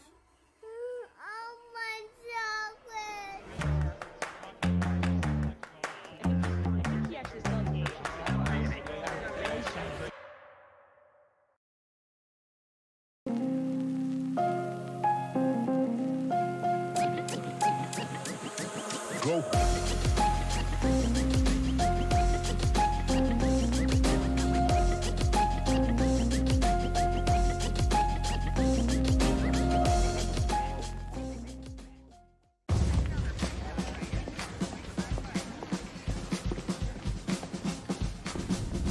We got a little problem. As you know, our motto is, you need a professional bodyguard delivered to your door in less than half an hour, you got it, buddy. But without an app, ain't no bodyguard getting delivered nowhere. So, where are we with that? The app is almost ready. We just need 3 more days? We need it ASAP. Okay, team, what's the status on the app? We're good to go, except our login experience is a disaster. We need something to keep our users' data private. And to keep the hackers out. And it needs to work flawlessly because... Because I don't want to lose one single customer. I hear you, so let's use Auth0. Auth what now? Auth0, it's an identity platform. Fast, easy logins, just what the boss wants. Can we make our own authentication service? Come on, the Ultimate Keymaster, you know we don't have that kind of time. We need to confirm identities with passwords, fingerprint scans, whatever the users like to use. Auth0 can do that. Yeah, but it needs to be secure. We can't have our app compromised by breaches. Not a problem. And it needs to scale if we get hit with a ton of traffic. And if it stalls or freezes up, I will get fired. We can do this.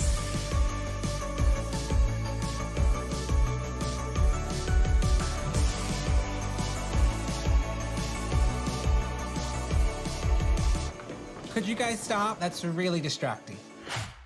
We did it. It's done. Already? Yep. And I think our customers are gonna love it. I got a real app now, folks. You know what? I want a bodyguard. Hey, we got a customer. Cool app. My name's Steven. What's up, Steven? We can do this.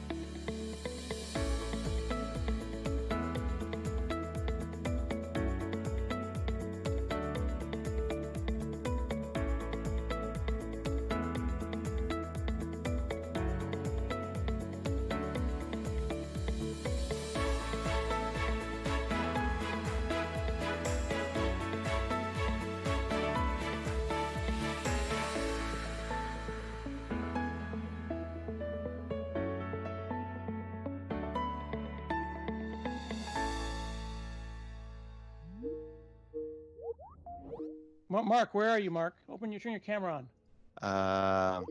Okay, you can see me. Yeah. Yeah, we can see you.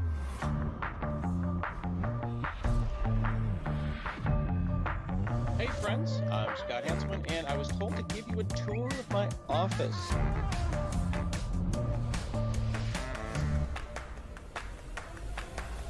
This is Nerds Nerding. What we're doing is we're talking to people all over the world because we're stuck in our houses. And we're looking at God, this is like my dream come true. I've always wanted to join Scott Hanselman's troop. What do you want?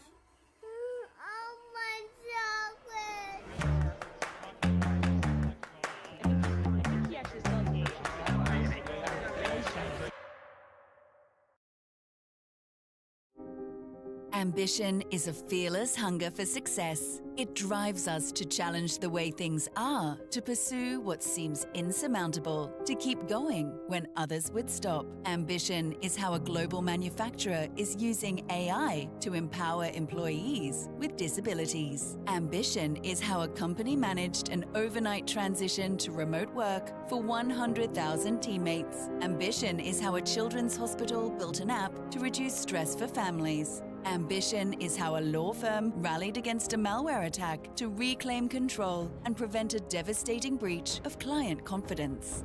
At Insight, we know the power of ambition. We've grown from a small technology provider founded by two young brothers to a Fortune 500 company offering IT services and solutions for all. For more than 30 years, people have trusted us to turn ambitious projects into meaningful outcomes. What will your ambitious story be? Now is the time to do big things together. Now is the time to be ambitious.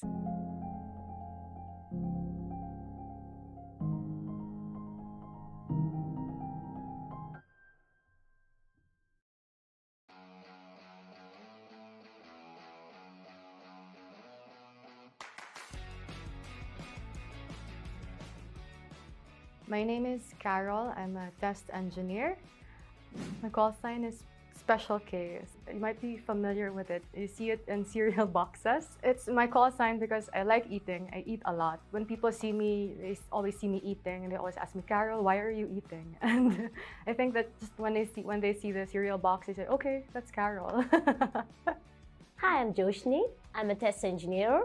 They call me Jester because I always have a smile on my face, whatever situation I'm in. My name is Jaden. I'm an automation engineer here at Planet. My call sign is Digit because I'm a huge maths nerd.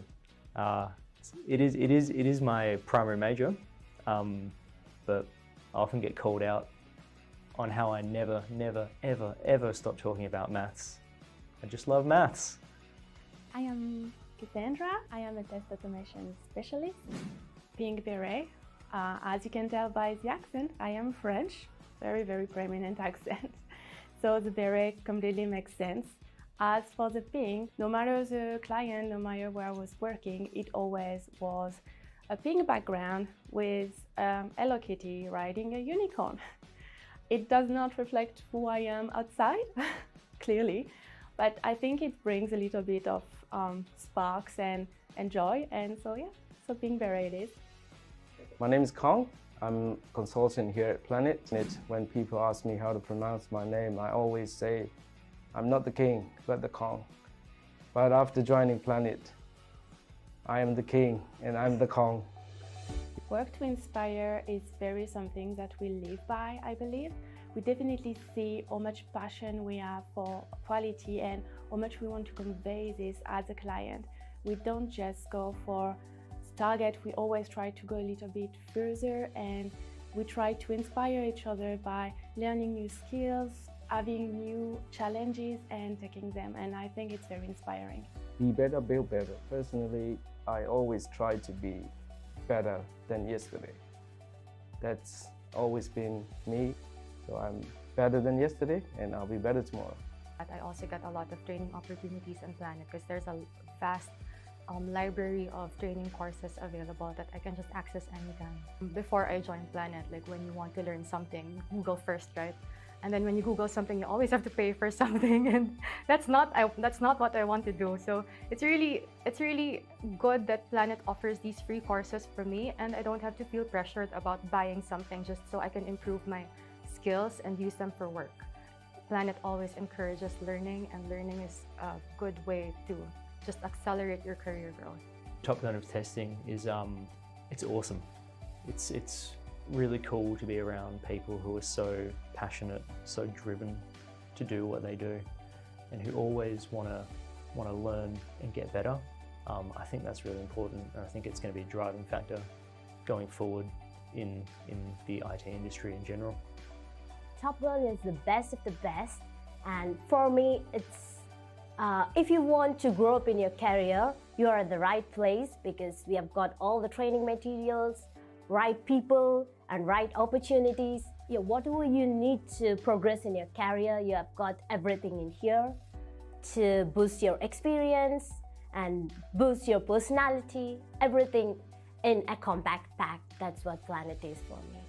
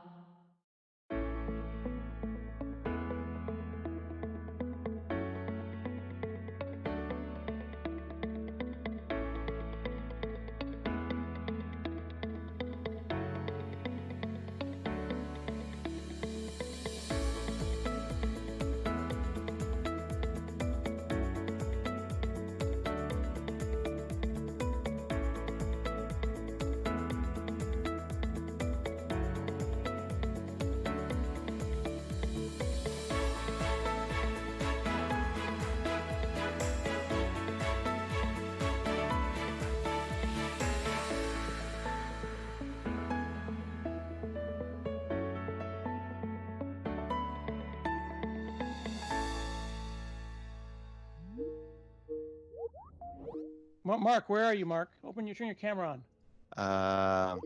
Okay, you can see me. Yeah. Okay. Yeah, we can see you.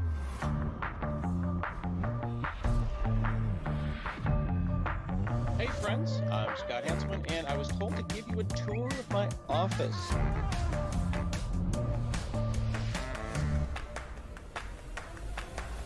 This is Nerds Nerding. What we're doing is we're talking to people all over the world because we're stuck in our houses. We're looking at God, this is like my dream come true. I've always wanted to join Scott Hanselman's group. What do you want?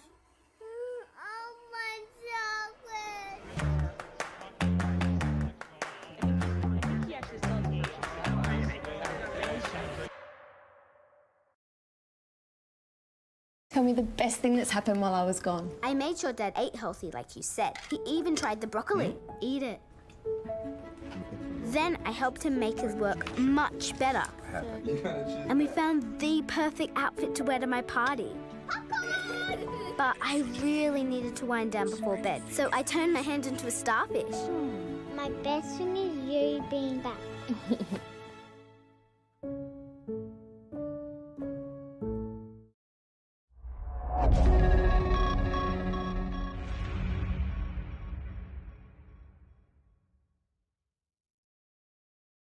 By applying market-leading technology solutions through our lifecycle services, we help clients realize business outcomes through our advice, integration, and operational services. MOQ Digital helps clients to fully understand their IT needs, adopt the right solution, and provide ongoing support to maximize their investment.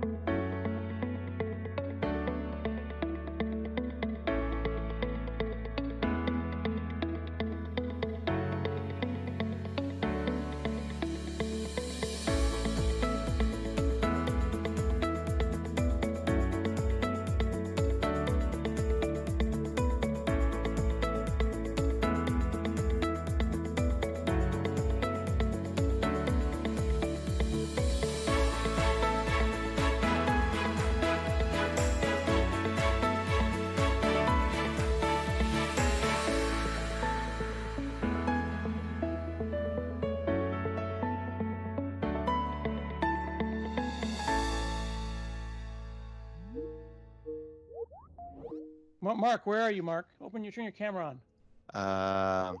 Okay. You can see me? Yeah. Okay. Yeah, we can see you.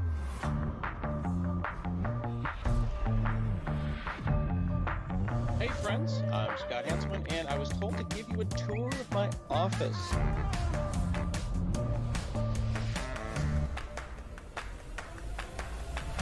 Nerds nerding. What we're doing is we're talking to people all over the world because we're stuck in our houses. And we're looking at God, this is like my dream come true. I always wanted to join Scott Henselman's group. What do you want?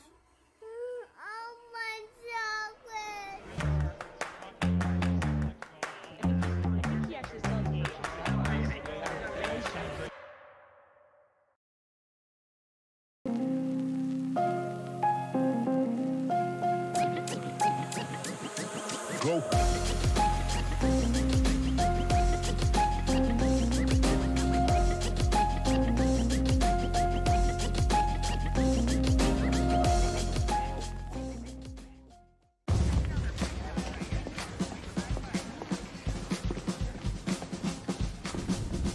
We got a little problem. As you know, our motto is, you need a professional bodyguard delivered to your door in less than half an hour, you got it, buddy. But without an app, ain't no bodyguard getting delivered nowhere. So, where are we with that? The app is almost ready. We just need 3 more days? We need it ASAP. Okay, team, what's the status on the app? We're good to go, except our login experience is a disaster. We need something to keep our users' data private. And to keep the hackers out. And it needs to work flawlessly because... Because I don't want to lose one single customer. I hear you, so let's use Auth0. Auth what now? Auth0, it's an identity platform. Fast, easy logins, just what the boss wants. Can't we make our own authentication service? Come on, the Ultimate Keymaster, you know we don't have that kind of time. We need to confirm identities with passwords, fingerprint scans, whatever the users like to use. Auth0 can do that. Yeah, but it needs to be secure. We can't have our app compromised by breaches. Not a problem. And it needs to scale if we get hit with a ton of traffic. And if it stalls or freezes up, I will get fired. We can do this.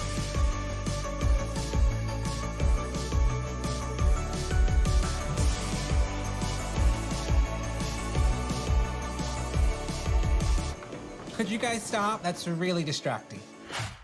We did it. It's done. Already? Yep. And I think our customers are gonna love it. I got a real app now, folks. You know what? I want a bodyguard. Hey, we got a customer. Cool app. My name's Steven. What's up, Steven? We can do this.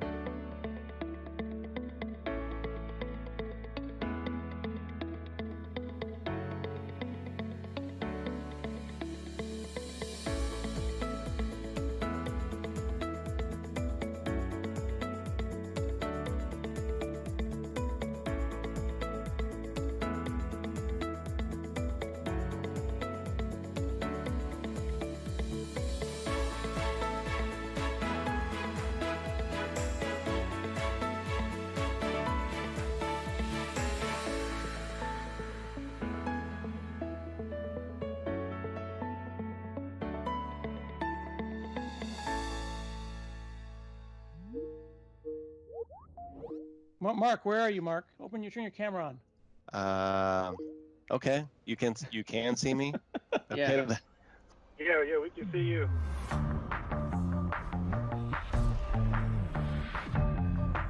Hey friends, I'm Scott Hanselman, and I was told to give you a tour of my office.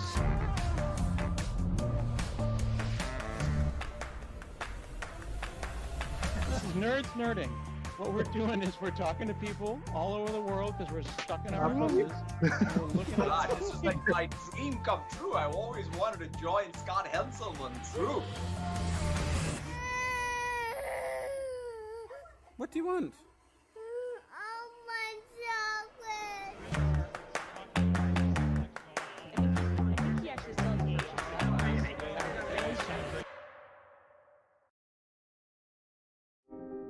Ambition is a fearless hunger for success. It drives us to challenge the way things are, to pursue what seems insurmountable, to keep going when others would stop. Ambition is how a global manufacturer is using AI to empower employees with disabilities. Ambition is how a company managed an overnight transition to remote work for 100,000 teammates. Ambition is how a children's hospital built an app to reduce stress for families. Ambition is how a law firm rallied against a malware attack to reclaim control and prevent a devastating breach of client confidence. At Insight, we know the power of ambition. We've grown from a small technology provider founded by two young brothers to a Fortune 500 company offering IT services and solutions for all. For more than 30 years, people have trusted us to turn ambitious projects into meaningful outcomes. What will your ambitious story be? Now is the time to do big things together. Now is the time to be ambitious.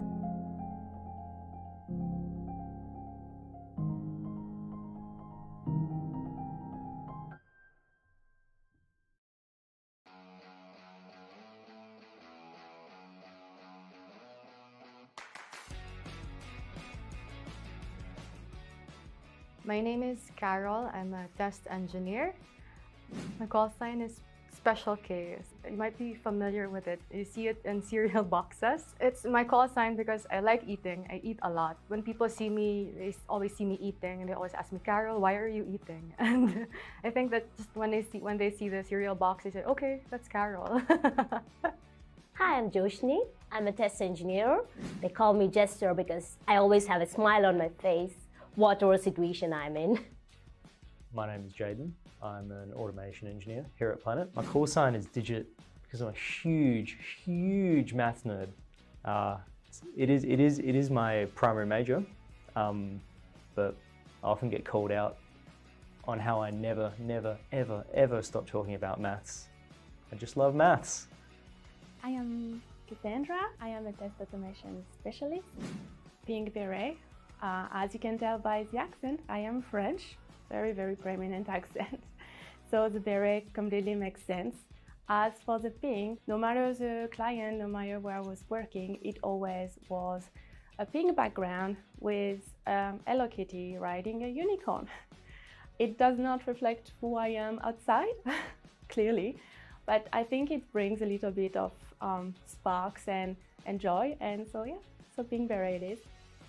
My name is Kong. I'm a consultant here at Planet. When people ask me how to pronounce my name, I always say, I'm not the king, but the Kong. But after joining Planet, I am the king and I'm the Kong. Work to inspire is very something that we live by, I believe. We definitely see how much passion we have for quality and how much we want to convey this as a client. We don't just go for target, we always try to go a little bit further, and we try to inspire each other by learning new skills, having new challenges and taking them, and I think it's very inspiring. Be better, build better. Personally, I always try to be better than yesterday. That's always been me, so I'm better than yesterday and I'll be better tomorrow. I also got a lot of training opportunities on Planet because there's a vast library of training courses available that I can just access anytime. Before I joined Planet, like when you want to learn something, Google first, right? And then when you Google something, you always have to pay for something, and that's not what I want to do. So it's really good that Planet offers these free courses for me, and I don't have to feel pressured about buying something just so I can improve my skills and use them for work. Planet always encourages learning, and learning is a good way to just accelerate your career growth. Top Gun of testing is it's awesome. It's really cool to be around people who are so passionate, so driven to do what they do, and who always want to learn and get better. I think that's really important, and I think it's going to be a driving factor going forward in the IT industry in general. Top Gun is the best of the best, and for me, it's if you want to grow up in your career, you are at the right place because we have got all the training materials, right people, and right opportunities. Yeah, whatever you need to progress in your career, you have got everything in here to boost your experience and boost your personality. Everything in a compact pack. That's what Planet is for me.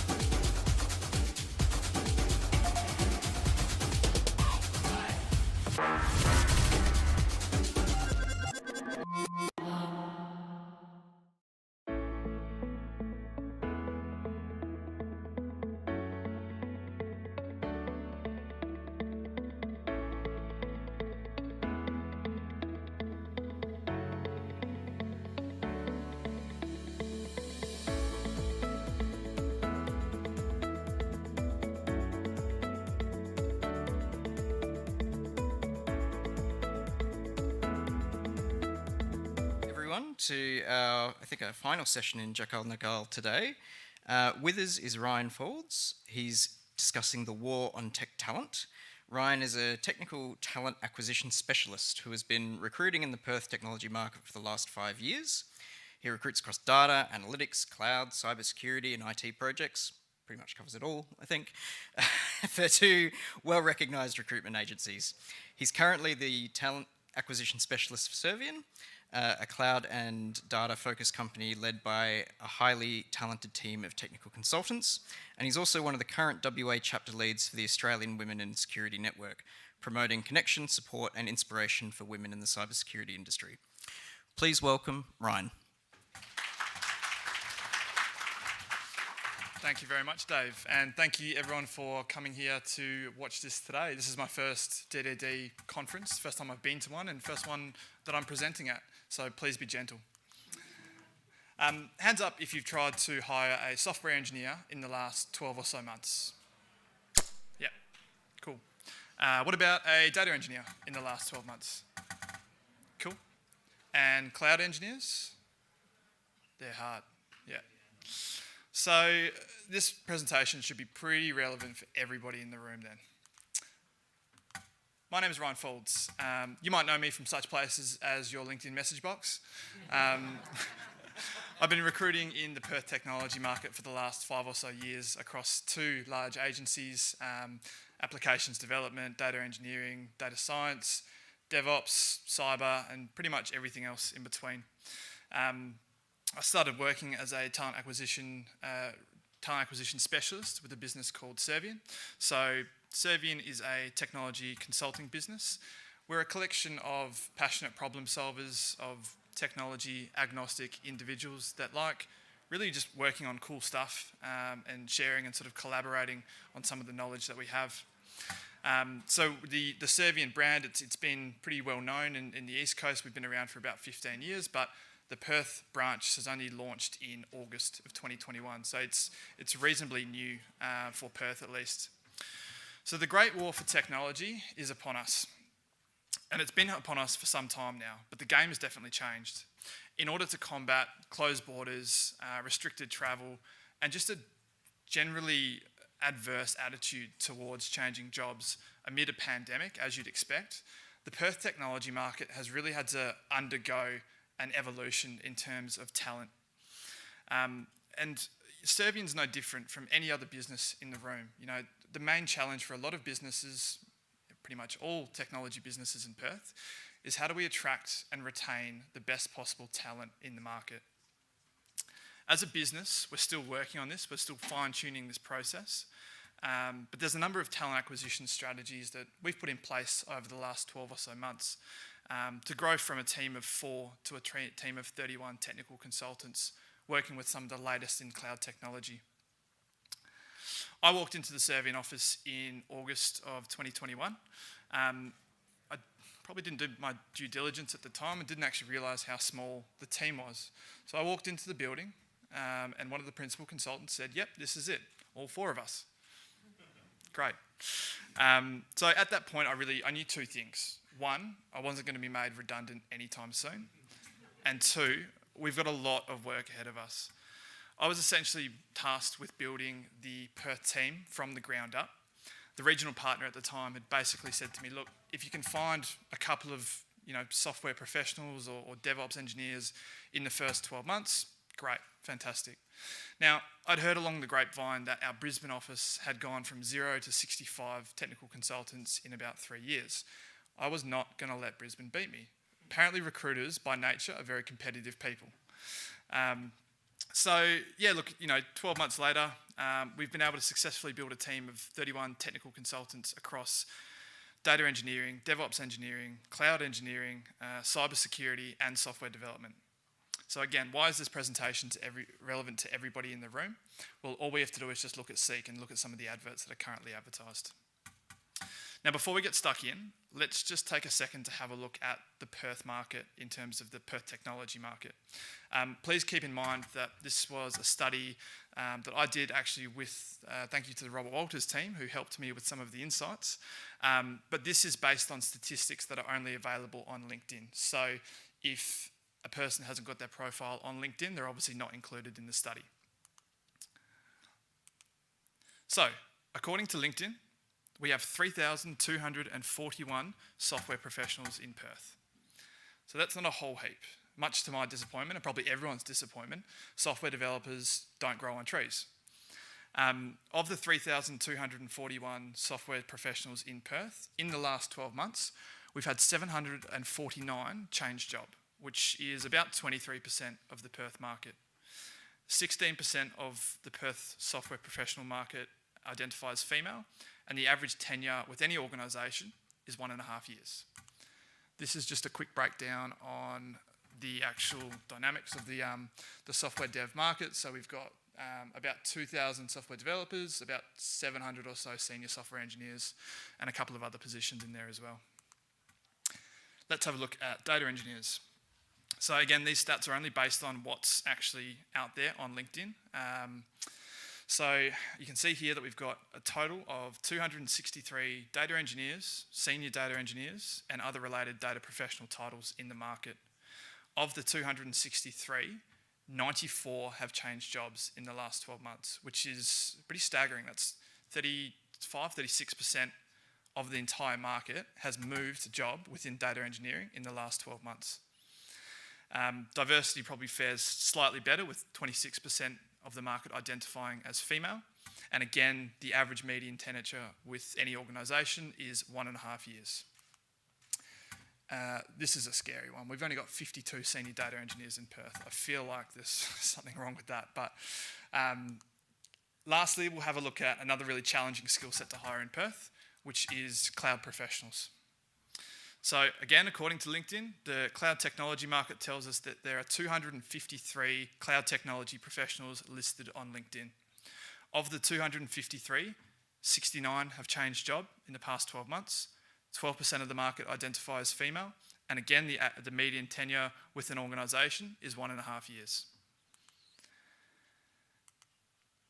So, what does this tell us about the tech market in Perth? It's pretty tight. It's pretty tight. I think that we can all agree that, you know, we're all hiring these skill sets. They're all very similar sorts of skill sets. We're all doing really interesting projects. So naturally, we're all looking for the same sorts of professionals to help us on that journey. So how do we overcome this challenge? Maths and relationships. So back when I first started in recruitment, my boss at the time, Jodie, hey, she told me that the math doesn't lie when it comes to recruitment.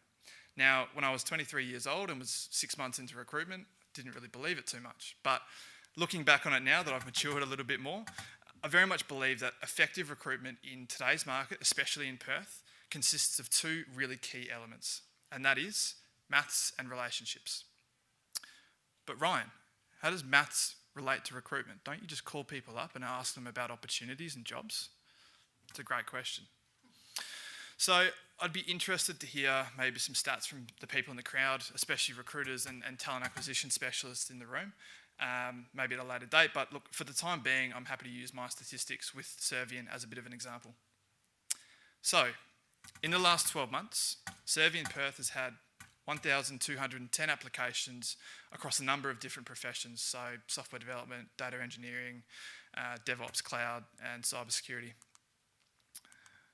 Of those 1,210 applications, we'll take 243 through to the first round of interview. 90% will make it through to the technical exercise that we have, so we get everyone to undergo a technical exercise. And of the 220 that take the exercise, only 118 will pass. 118 will go through to the second round of interview, which is with one of our principal consultants, 61 making it through to the final round of interview. So it brings us to a grand total of 39 being offered and 28 accepting. So what does the maths tell us? So look, let's work it back. Let's look at what does it take to hire 28 talented technologists across a 12-month period. I'll need to speak to roughly 25.521 candidates a week, which is roughly 5 candidates a day. I'll need to interview 5.06 qualified candidates a week, 1 a day. I need to have at least 2.46 candidates at a second round interview and 1.27 candidates at a final round interview. So in order to hire 2 or 3 candidates per month, that's sort of what we need to do in terms of process from an interview and recruitment point of view. Now, if you're wondering, you know, we've got a talent acquisition team, we've got a recruitment team, maybe why are they not looking at or why they're not getting the same sorts of results from my internal team? I'd probably encourage you just to have a look at, I suppose, working it backwards and re-engineering that process, you know, looking at how efficient, how effective that process is, and hopefully the answers should lie in there for you. Now, in addition to this, we've highlighted just how tight the Perth market can be. So we need to really be thinking about how our brand is engaging with those 3,241 software developers in Perth. How am I managing relationships with the 263 data engineers? Or how am I being perceived by the 253 cloud professionals in Perth? So we know what the challenges are. Finding talent's really hard. Through the pandemic, there's been some real constraints around the movement of human capital. And now that things are sort of returned to a level of normality, I don't know about you, but 263 data engineers in Perth, that's just not enough, as according to LinkedIn. So the challenge for us is, how do we open up this talent pool? How do we widen the market that we currently have? So let's explore interstate talent. Perth is a pretty cool place to live. Reasonably, I suppose, the standard of living is pretty good. House prices aren't the same as what they are in Sydney. So straight away, I think we've got some really good things going for us as a state. I reckon I would have probably 1 in 10 candidates come through the process that will come from Melbourne or Sydney. And they'll come to us with the reasons of, Perth is a great place to live, it's a great place to raise a family, I can afford a house. That's a really good start. In addition to that, let's look at maybe some of the skilled migrants that we could potentially explore. So earlier this year, the West Australian government and the federal government put in place some changes to the legislation around easing of movement for skilled migrants. So the Perth Metro region was essentially reclassified as a regional area. So this has really opened the door for a number of different migrants from all over the country who are keen to work in Australia, but are obviously limited with regards to opportunities. And it's an interesting thing to think about prior to this. Yes, you could potentially come and work in Perth as a DevOps engineer, but you'd have to go and work in the bush, which wouldn't really make a lot of sense, especially when you're trying to build collaborative teams. So the changes made by the WA government basically enabled priority processing of regional visas, and Perth has now been reclassified as a regional zone. In addition to that, access to regional occupations list, which has obviously been opened out. So there's more jobs that have actually been included on that list of potential employability. So as a result of this, I've found we've had a real influx of people looking to actually fast track some of their visas. In Melbourne and Sydney, people can be waiting upwards of 6 to 9 months for a potential visa. But with the West Australian government sending out invitations to apply for the 190 visa, they really are trying to drive a lot of people getting across the state or getting across the country into WA. So whilst we're on the topic of international candidates or people relocating, I had a really good, interesting conversation with one of our senior DevOps engineers who's just joined us not so long ago. I was asking sort of about his experience and just a bit of context. So GCP, AWS, like 5 or 6 years of experience, just a brilliant guy. A skill set that is really highly in demand, especially in the Perth market, but really any market. And I was talking to him about his how he felt about our process, and I put the question to him of, were you interviewing with anybody else, any other organisations in Australia when you were looking to make the move?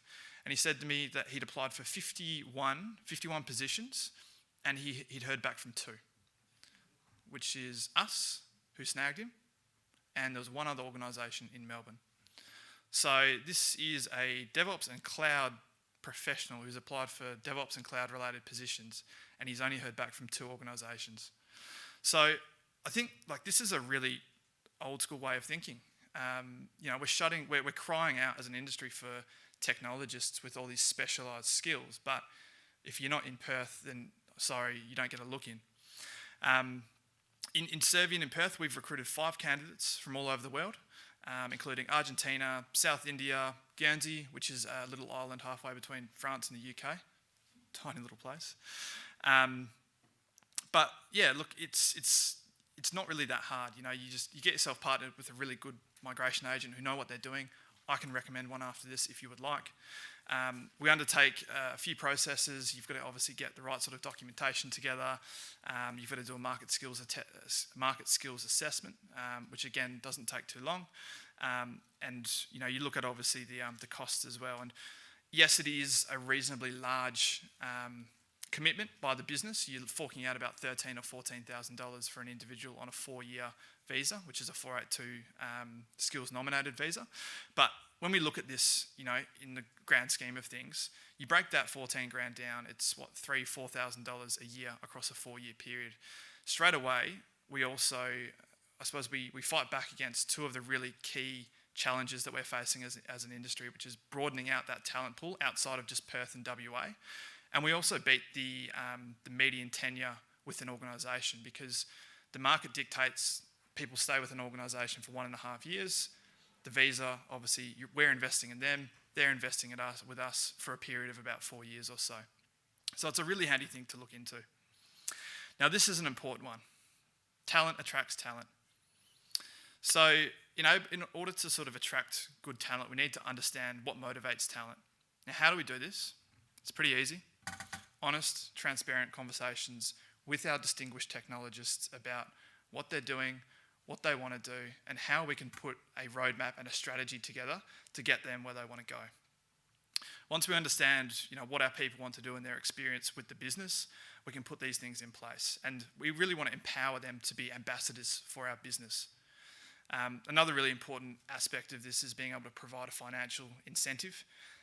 This should always come in a monetary form, and the successful referral of candidates to our business at all levels of seniority attracts an $8,000 referral bonus, which I find is well and truly enough to motivate people to have conversations with old colleagues and get people to flick me the CV and have just a general conversation. So if we're recruiting for technologists in Perth, whether we like it or not, we're in the great war for technology talent. The landscape's ever changing, and in order to retain and grow our teams of distinguished technologists, we've got to change with the times. So embracing visas, empowering our staff, and looking at maths and relationships when it comes to recruitment. This is how we've become one of the fastest growing technical consultancies in Perth in the last 12 months. We've got an industry that are essentially crying out for technologists at the moment, and recruiters love telling me, it's really hard to find talent at the moment. I fundamentally believe this statement's wrong. It's actually not that hard. It's challenging, yes, it's not easy at times, but if you actually take the time to think outside of the box, adopt different ways of doing things, and change the way that you're approaching the game, I think you'll be quite surprised by what you find. That's pretty much it for me. I just wanted to say thank you very much to all the sponsors.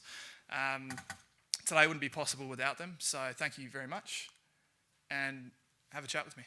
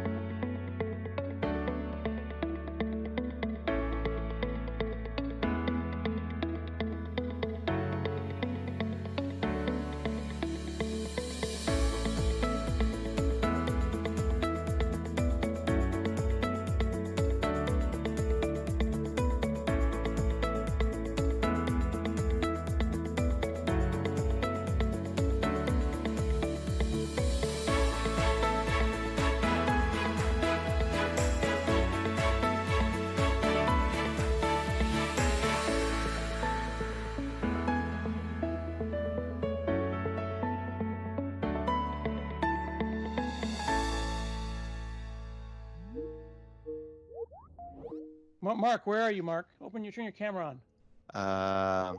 Okay, you can see me. Yeah. Yeah, we can see you.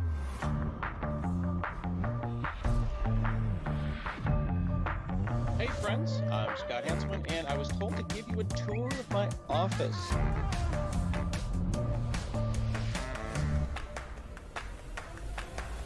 This is Nerds Nerding. What we're doing is we're talking to people all over the world because we're stuck in our houses. And we're looking God, at this is like my dream come true. I always wanted to join Scott Hanselman's group. What do you want?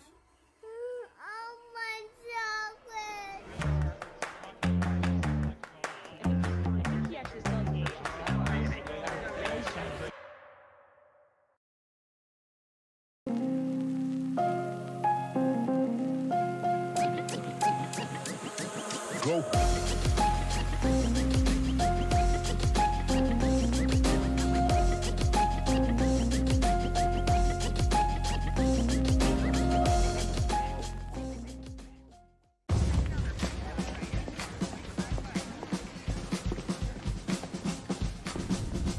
We got a little problem. As you know, our motto is, you need a professional bodyguard delivered to your door in less than half an hour, you got it, buddy. But without an app, ain't no bodyguard getting delivered nowhere. So, where are we with that? The app is almost ready. We just need 3 more days? We need it ASAP. Okay, team, what's the status on the app? We're good to go, except our login experience is a disaster. We need something to keep our users' data private. And to keep the hackers out. And it needs to work flawlessly because... Because I don't want to lose one single customer. I hear you, so let's use Auth0. Auth what now? Auth0, it's an identity platform. Fast, easy logins, just what the boss wants. Can we make our own authentication service? Come on, the ultimate keymaster, you know we don't have that kind of time. We need to confirm identities with passwords, fingerprint scans, whatever the users like to use. Auth0 can do that. Yeah, but it needs to be secure. We can't have our app compromised by breaches. Not a problem. And it needs to scale if we get hit with a ton of traffic. And if it stalls or freezes up, I will get fired. We can do this.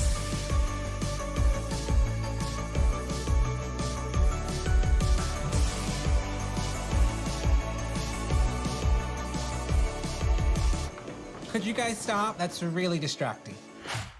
We did it. It's done. Already? Yep. I think our customers are gonna love it. I got a real app now, folks.